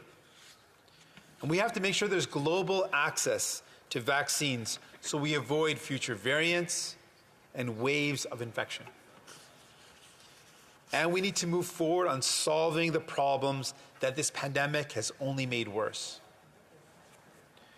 The reality is, working people have paid the price of this pandemic. While big companies took government money and gave out shareholder dividends and CEO bonuses, frontline workers got sick because they had to work without sick leave. Parents struggled to keep their kids at home while schools were closed and big box stores stayed open. You are right to be angry that life has only gotten harder over these past 2 years, that it is almost impossible to buy a home, to keep a roof over your head, or to rent a decent place to live, because wealthy speculators are driving up the cost of housing. You are right to be angry that the cost of groceries go up to feed the profits of wealthy corporate grocery stores. You are right to be angry that you work hard and pay your taxes, but the super wealthy and big businesses don't pay their fair share. And you are right to be angry that your life has become harder, while the super wealthy and powerful have only added to their wealth and power. I'm angry too. And when I get angry, I fight. But I learned long ago that my anger and my fight is not with the powerless. Your anger, your fight is not with Canadians. It's with those at the very top, the powerful who have built a system rigged against working people.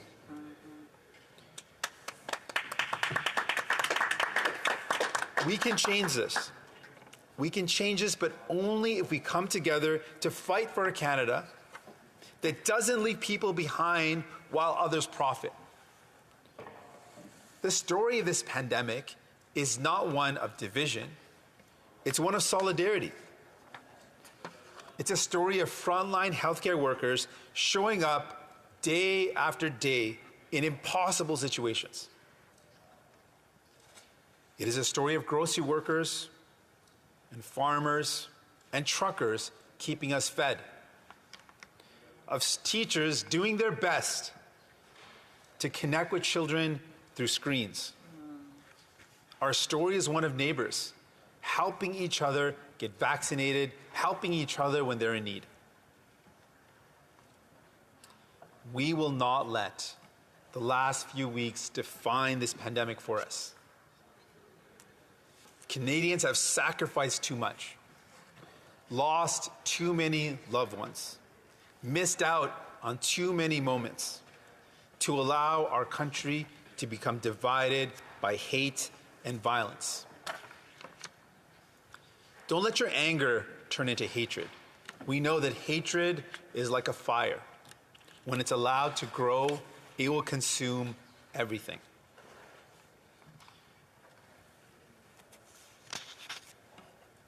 As I hold my daughter, I often think about the world I want for her. I want her to walk through the world without fear. I want her to always feel like she belongs. I don't want her to face the same struggles that I have. I believe this is what we all want for our children. This is my hope, that our decisions in the coming days are guided by this desire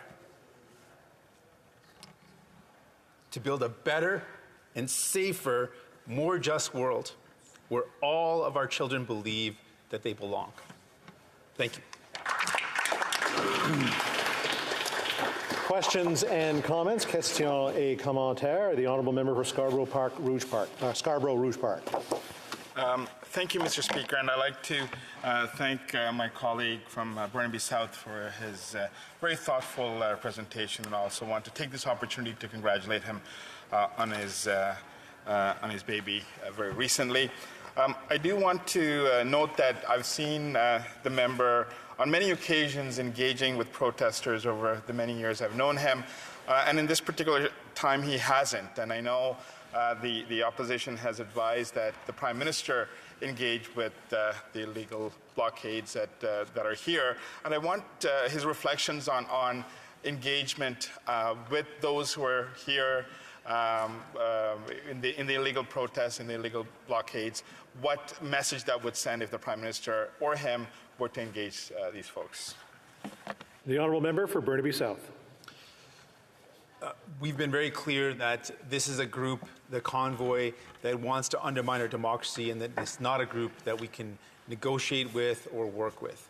What we do need to do is acknowledge that there is real frustration amongst Canadians, those that have done everything they can to get vaccinated, to follow public health guidelines, and they are frustrated. Canadians are frustrated, and they want to know what the plan is to get out of this pandemic, and that plan has to include making sure we invest in our healthcare system so it's no longer pushed to the brink of collapse. That plan has to include responding to the frustrations of Canadians who can't find homes that they can afford, who are worried about the cost of living going up and can't find a job that pays the bills. We have to respond to those real frustrations that Canadians are feeling. That real anger has to be responded by us working together to find real solutions to solve those problems. Questions and comments? Question and commentaire. The honourable member for Sturgeon River Parkland. Thank you, Mr. Speaker. I was disappointed to see the stand that the leader of the NDP and the NDP party have taken on an issue that deals with the fundamental civil liberties of Canadians. What has happened to the party of Tommy Douglas? What has happened to the party of Jack Layton that fought against C-51, that fought against the War Measures Act? What has changed? Why have the NDP, they're just trying to split hairs here, Mr. Speaker, but why have the NDP abandoned one of their fundamental principles? The honourable member for Burnaby South. Let's be really clear. We are in this national crisis because of failure to respond to how serious this crisis is. All levels of government failed to take this convoy seriously. They failed in their leadership, and that's why this crisis became so bad. In order to fix this crisis, it has to be taken seriously now. And I believe to take it seriously, enacting powers limited and specific to deal with this crisis are appropriate. We do so reluctantly, and we will closely monitor to ensure that there is no overreach.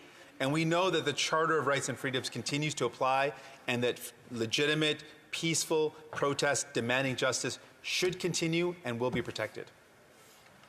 Question et commentaire. L'honorable député. Questions and comments. The honourable member for Saint-Jean.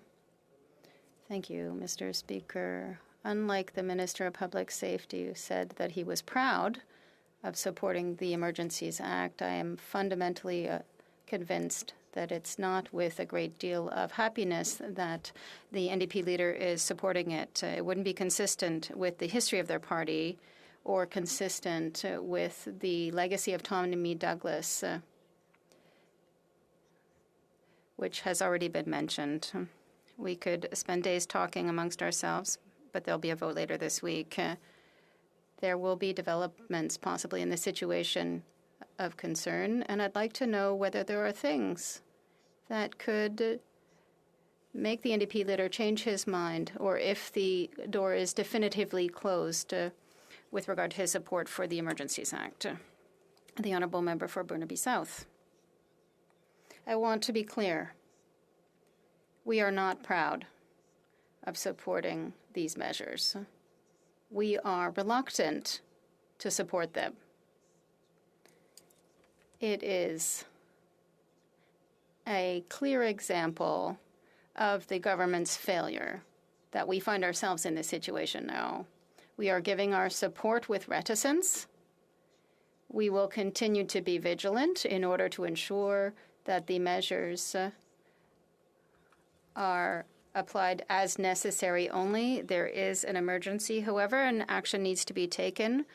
The governments in place did not take action. It's a failure of their leadership, and we want to resolve this crisis and use the powers. If there is misuse, we will remove our support, or if they are not needed any longer. Questions and comments? Comments. The honourable member for Timmins James Bay. Thank you, Mr. Speaker. You know, we had the lowest death rate in the Western world, the highest level of vaccinations. The solidarity of Canadians was incredible. And yet the absolute failure and the exploitation of fear by members in this House, by the Leader of the Opposition who said they wanted to exploit this, by the failure of the Prime Minister to stand up and show vision, by the failure of police to defend people in the streets. We should never have been at this moment where we're looking like a failed state. I want to ask the leader of the New Democratic Party, what steps will he take to hold this government accountable? Because they have failed us at every step of the way in this crisis. How can we trust them at this point? How can we say to Canadians, we will make their streets safe, we will return the rule of law, but we will make sure that they are accountable? How will we do that? The honourable member for Burnaby South. I really appreciate the question from the honourable member. I want to be clear to Canadians that we take this step with a lot of reluctance. We are not in any way proud that we're at a point in our country's history where the Emergencies Measures Act has to be implemented. We think this is a failure of leadership that got us to this point, a failure of taking the convoy seriously, and people were abandoned. Workers were abandoned. Residents of Ottawa were abandoned. And as a result, we're in this crisis. So we are going to support this measure, but we're going to do so with a lot of vigilance. We're going to pay close attention to this implementation of the Emergency Measures Act, and we are prepared to withdraw our support at any moment that it becomes clear that there's an abuse of power. We have the powers to do so. There are a number of tools at our disposal, and we'll be paying very close attention to the way this Emergency Act is used, and we want to make sure it's used only for the goal of dealing with this convoy and this national crisis so that Canadians can have restored confidence in the ability of this country to be able to function properly, to protect them, to keep them safe. Question et commentaire, questions and comments. The honourable member for Winnipeg North. Thank you, Mr. Speaker. And I want to go back to the Leader of the NDP's comments about the real story. Over the last couple of years, there have been so many heroic moments that we have witnessed where people from all regions of the country have stepped up, and that really needs to be acknowledged right up front. It's an unfortunate situation that we find ourselves in. It wasn't that long ago, a week ago, where we had literally $500 million worth of trade between Canada and U.S. being held hostage to convoy blockades, having a very negative impact on issues like jobs and so forth. We've had some opposition parties be inconsistent with their messaging, which has also caused some issues. And I'm wondering if my friend could provide his thoughts in terms of how important it is. Yes, we recognize how Canadians have contributed, but at this point in juncture of time that we have to do the things to protect our families, businesses, and trade lines, economic lines. The honourable member for Burnaby South. Thank you for the question, and it gives an opportunity to talk about the incredible sacrifice of so many people. I think of all the frontline workers, all those frontline workers that kept us going in the most difficult parts of this pandemic. The retail workers, the logistic workers, the truck drivers, the frontline healthcare workers, and how it's been so difficult for these frontline workers. And in a lot of ways, these frontline healthcare workers and frontline workers were abandoned as well. They were the most important workers in some cases that were paid the least. And so we fought to make sure that they were recognized not just with their hard work and sacrifice, but with fair compensation. And that has to continue. The healthcare workers right now are struggling. They are at their brink. Nurses have told us about the crisis in healthcare. So we have to make sure we're supporting them with real investments. And we are in a real crisis. The fact that one of the busiest borders in North America could be shut down, causing thousands and thousands of workers to lose their wages, is unacceptable. It is wrong. We need to make sure workers are protected, and that's why we reluctantly support this measure to make sure this convoy is ended and that workers are protected, that people are protected, the residents of Ottawa are supported. We're standing with them.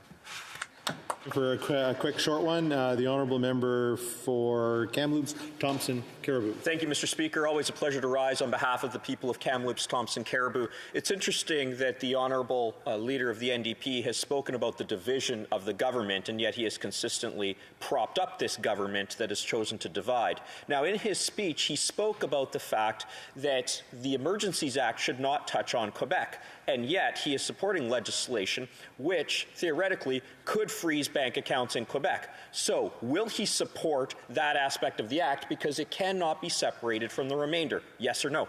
The honourable member for Burnaby South in 30 seconds. We want to make sure that this Act is used in a way that stops a convoy, and it's not used where it's not necessary. But I want to be very clear about division. I certainly have said that in this House, divisions have been flamed, and that the story of this pandemic is one of solidarity. But I want to be clear. Conservatives have purposely tried to use this convoy as an opportunity to score points and cause problems for the Liberals. The Liberals have also looked at this as an opportunity to divide and wedge. And I'm saying that it is wrong to do that. We cannot be wedging people on a thing that is not partisan. This is a crisis that we have to come together on. The pandemic is one where we all have to tackle together, and it should not be something to score points on. Prise du débat, continuing debate, the Honourable Minister of Justice and Attorney General.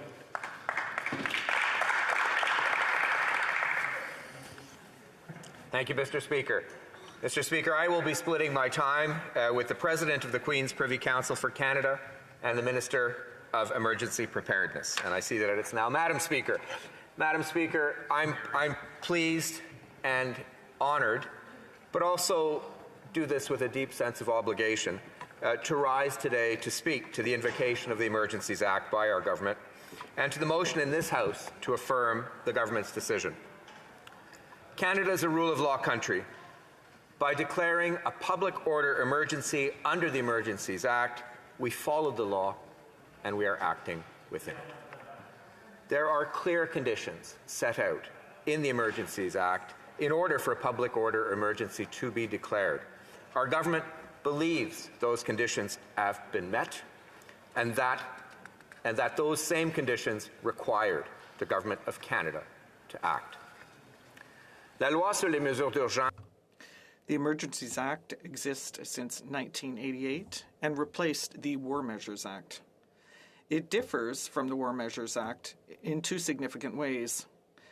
First, the Emergencies Act contains a number of parameters and safeguards, including parliamentary review.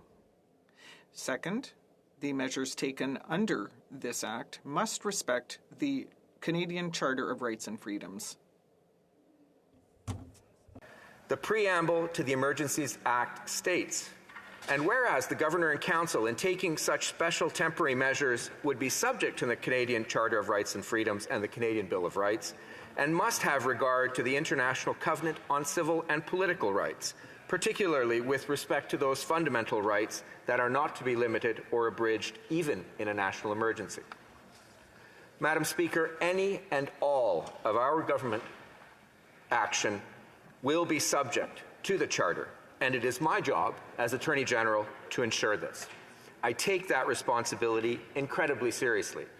There is therefore a further check in the parliamentary oversight process as well. The Emergencies Act can only be invoked in specific, serious circumstances that amount to a national emergency. In order to meet the threshold for a national emergency, 3 conditions must be met. First, we must be in a situation that either seriously endangers the lives, health, or safety of Canadians and exceeds the capacity or authority of a province to deal with it, or seriously threatens the ability of the Government of Canada to preserve the sovereignty, security, and territorial integrity of Canada. Second, the provinces and territories' capacity to handle the situation must be considered insufficient or show gaps. And third, we must conclude that the situation cannot be handled adequately under any other Canadian law, including provincial or territorial laws. Our government believes these conditions were met, and yesterday we tabled an explanation of the reasons for issuing the declaration as required by the Act. We also tabled yesterday, as required, a report on any consultation with the provinces with respect to the declaration. I would especially like to highlight the support of British Columbia, Ontario, and Newfoundland and Labrador, as noted in the document of invoking the Act to respond to this national emergency. Une fois l'urgence déclarée, once the emergency is declared, the Emergencies Act allows the federal government to adopt decrees or regulations that are required to intervene. Our government respects Canadians' rights and freedoms as protected by the Charter, and it is our intent to only use the powers necessary, reasonable, measured, and necessary powers to solve the crisis swiftly under Section 1 of the Charter. Our government has introduced targeted orders under the Act. While the Act technically applies to all of Canada, we have been very careful to tailor orders to be as focused as possible, and only in those places affected by blockades and illegal occupations will we see any change at all. We have introduced the following measures to bring the situation under control. Temporary regulation and prohibition of public assemblies that lead to a breach of the peace and go beyond lawful protest. The situation in Ottawa and blockades at certain border crossings have gone far beyond lawful protest. Temporarily designating and securing places where blockades are to be prohibited. This could include borders, approaches to borders, critical infrastructure, hospitals, and democratic institutions. Temporarily directing persons to render essential services to relieve impacts of blockades on Canada's economy.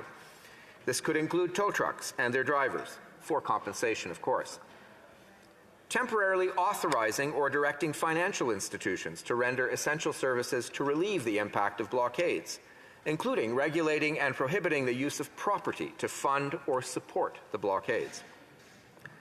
Temporarily enabling the RCMP to enforce municipal bylaws and provincial offences where required.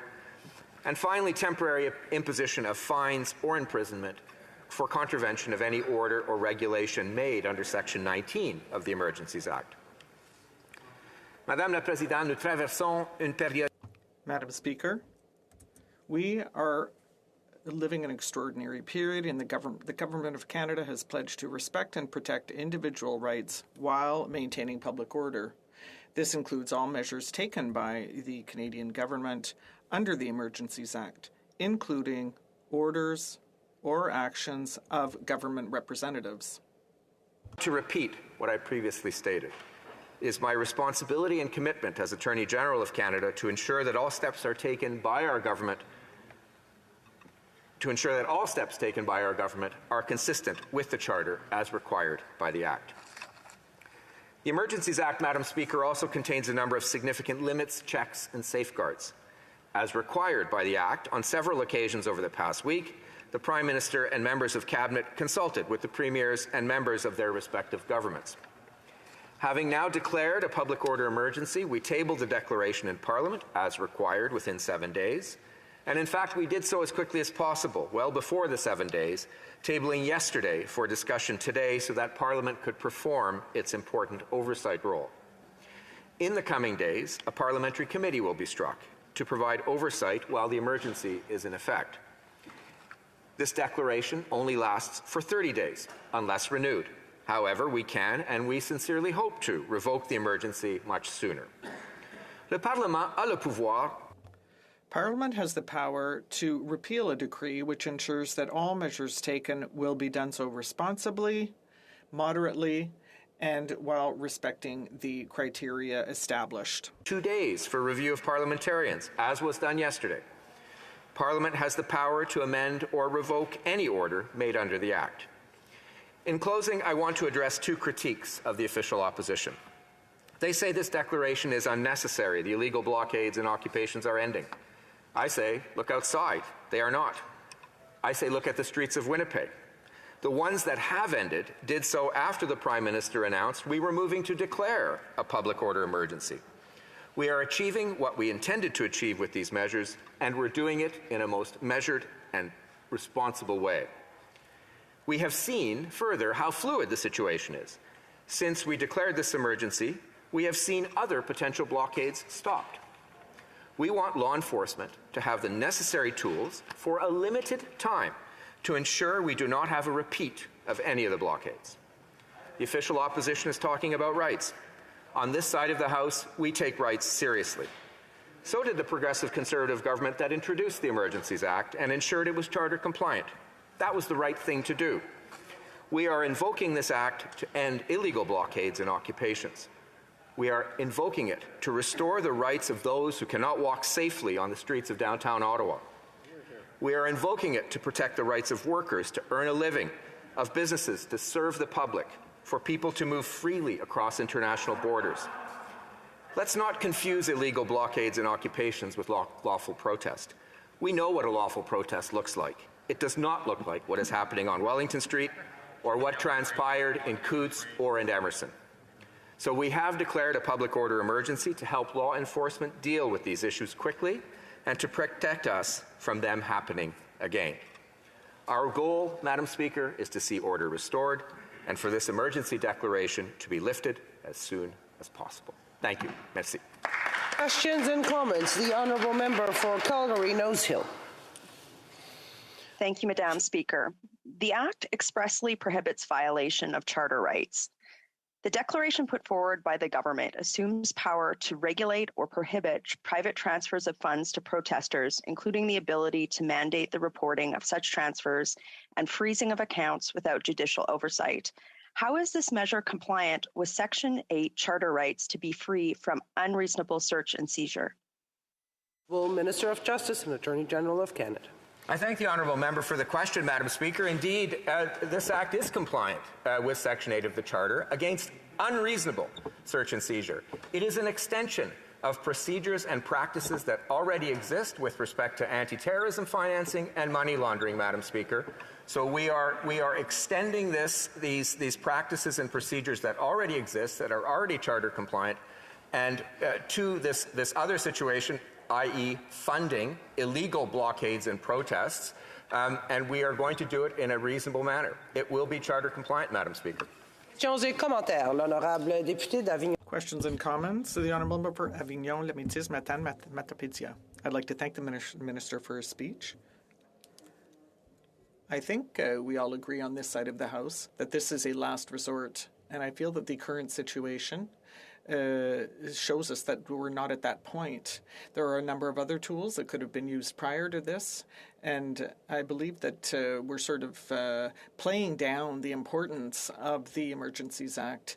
And I'm no lawyer, but we know perfectly well that there are tools under the Criminal Code that could have been used well before coming to the Emergencies Act. For example, charging people criminally who are blocking the streets. So why didn't we do that? I'd like him to explain then why those tools were not used before getting to the Emergencies Act. Thank you. The Honourable Minister of Justice. Thank you, Madam Speaker, and I'd like to thank my colleague for her question. What we found from the beginning of the crisis, and obviously we've worked with the governments across Canada and with the RCMP. The RCMP has also worked with the other police forces. And what we saw is that there were gaps. We had to work together. And so what we did with these measures, which did not exist before, is we gave other tools. We were able to give other tools to police forces across Canada in each jurisdiction in order to better supervise their situation using more effective tools to ensure that these situations are better managed. So we're filling in the gaps, Madam Speaker. James Bay. Thank you, Madam Speaker. I've been here for much of the last 3 weeks, and what I've seen in Ottawa is a complete failure of civic officials and a complete failure of the police. This should never have been allowed to spiral. We saw in Quebec City and Toronto the police did their job. We saw at the Ambassador Bridge the ridiculous situation that our bridge could be shut down for 8 days without action. So now we're having to take these measures.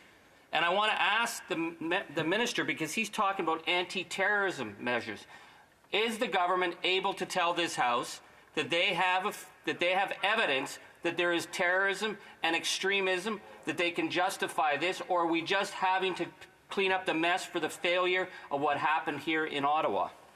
The Honourable Minister of Justice. Madam Speaker, I thank the honourable member for his question, delivered with his usual passion in this important circumstance. Madam Speaker,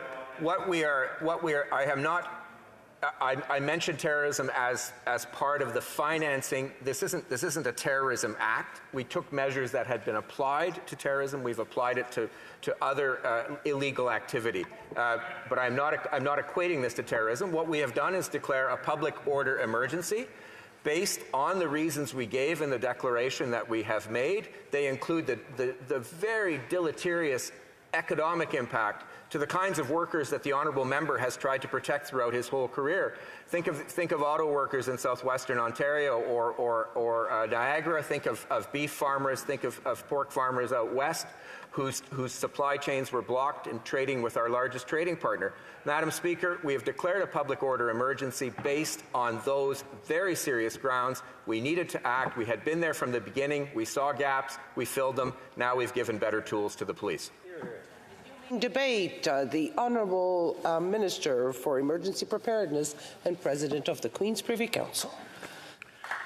Well, thank you very much, Madam Speaker, and it is a privilege to have the opportunity to rise today as the Minister of Emergency Preparedness to speak to the importance and necessity of the motion before the House.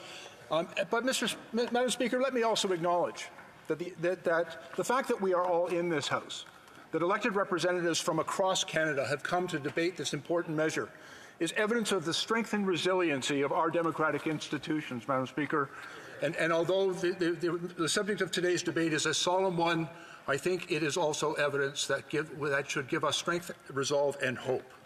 Madam Speaker, let me begin my remarks by acknowledging the impact that these blockades and demonstrations have had on Canadian citizens, particularly for the people of Ottawa, who have been subject to intimidation and threats, a disruption of the course of their lives that, frankly, Madam Speaker, is unacceptable. Among the most important freedoms that we covet and protect in this country is the freedom of opinion, freedom of expression, and freedom of assembly, lawful, peaceful protest. But, Madam Speaker, it's also been said, your freedoms to swing your fist ends at the end of my nose.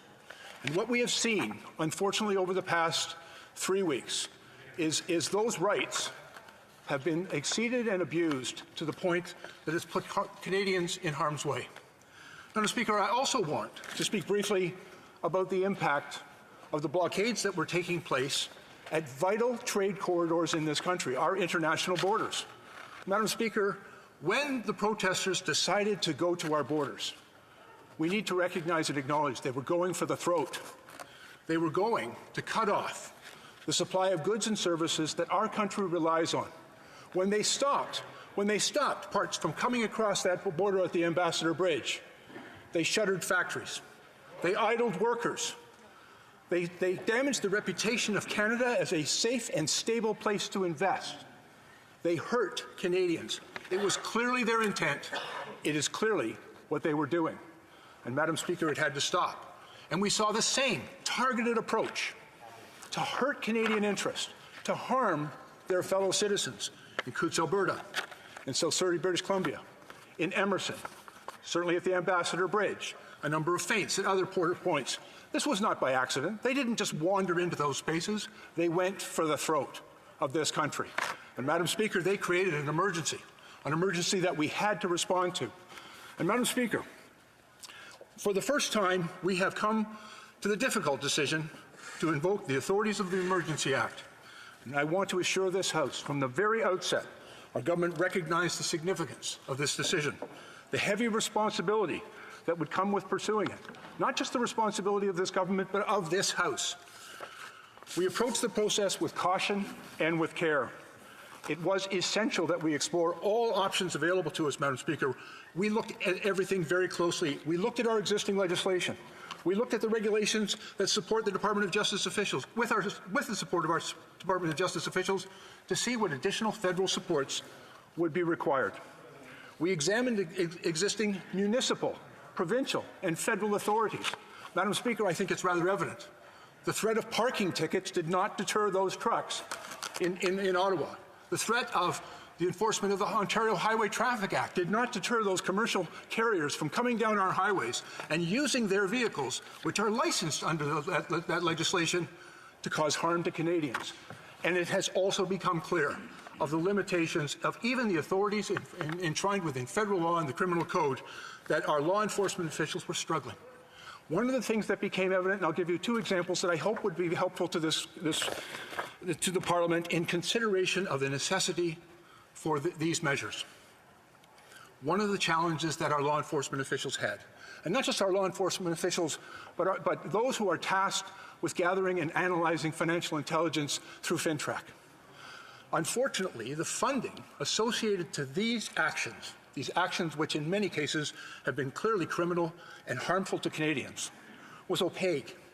And it became very clear when our officials came to us that they did not have the tools that they needed to provide the necessary and appropriate scrutiny of the source of that funding, and they did not have the tools to bring the accountability and even the consequences that were required to do their jobs.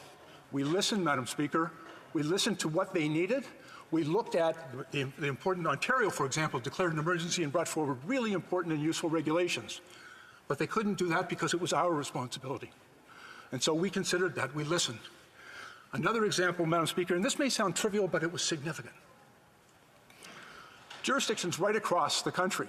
I heard from my counterpart and colleague, the minister responsible in Alberta, who for weeks has been asking for help to get tow trucks down to Coutts, Alberta, to haul those trucks away. And yet the tow truck industry in Alberta, like in Ontario, like right across the country, as a result of threats and intimidation. They were afraid to do their job. We needed that equipment. We needed those drivers. We needed their ability to remove those vehicles. But, Madam Speaker, they were intimidated and afraid. And so we brought forward in these measures an authority to not to compel them, but to really authorize them to do what we all needed them to be done. And, Madam Speaker, I just might submit to you all, these measures work. People who knew the gaps in our laws, the gaps in law enforcement's response, they were exploiting it. And when we closed that gaps, they went to school, and we saw evidence of it in Coots. Now, I don't want to minimize the importance of the RCMP investigation. And by the way, I'm not going to comment on any aspect of their investigation or the prosecution that will follow. It's totally inappropriate for a minister to do so. But I want to thank them for doing their job, and I want to thank God that they were able to do it safely. That eliminated part of the threat at Coots. But when we announced on Monday that we were coming for the source of their funding, that there were going to be real consequences, financial consequences for their actions, they scurried away. And that's exactly what we needed them to do. They did exactly the same thing in Emerson, Manitoba.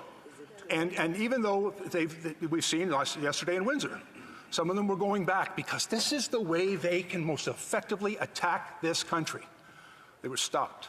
They were stopped by effective law enforcement. And so, Madam Speaker, we have brought forward these measures.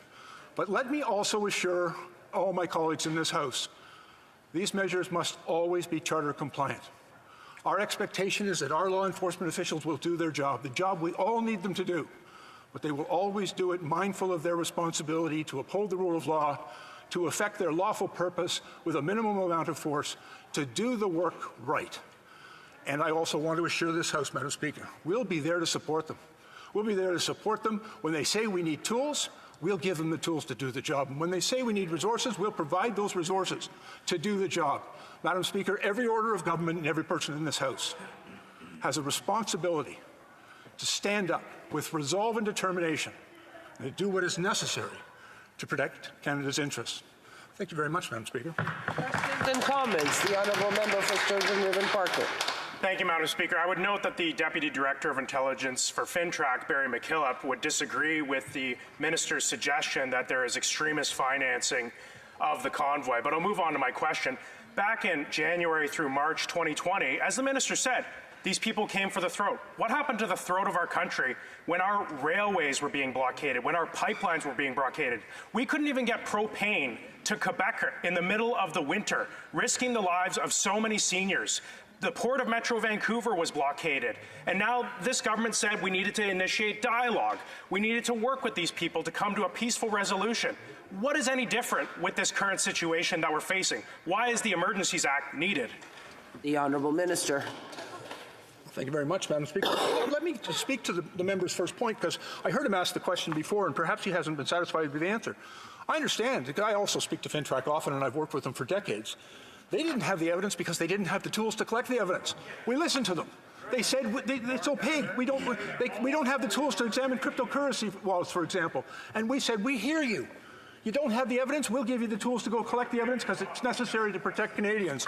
So, Madam Speaker, the member's argument against these measures is clearly a little bit shallow. And he needs to recognize he's right. We didn't have that information. Now we're getting that information. It's what our law enforcement officials need to protect the country. The Honourable Member from Mirabel. Thank you, Madam Speaker. We agree that the situation is serious. The problem is that for more than 2 weeks, only the opposition said it was an emergency. The Prime Minister gave up on his obligation to use the tools he had at his disposition. Quebecers and Canadians deserve better. I would like to know if the Honourable Minister is proud to be seated aside a Prime Minister of last resort. Minister. I want to assure the member, not only am I proud, it is the honour of my life to be a member of this government serving Canadians. But, Madam Speaker, I also want to be very clear. We have been seized from the very first moment in supporting law enforcement's efforts, but not also the efforts of our municipal and provincial partners. We've been working closely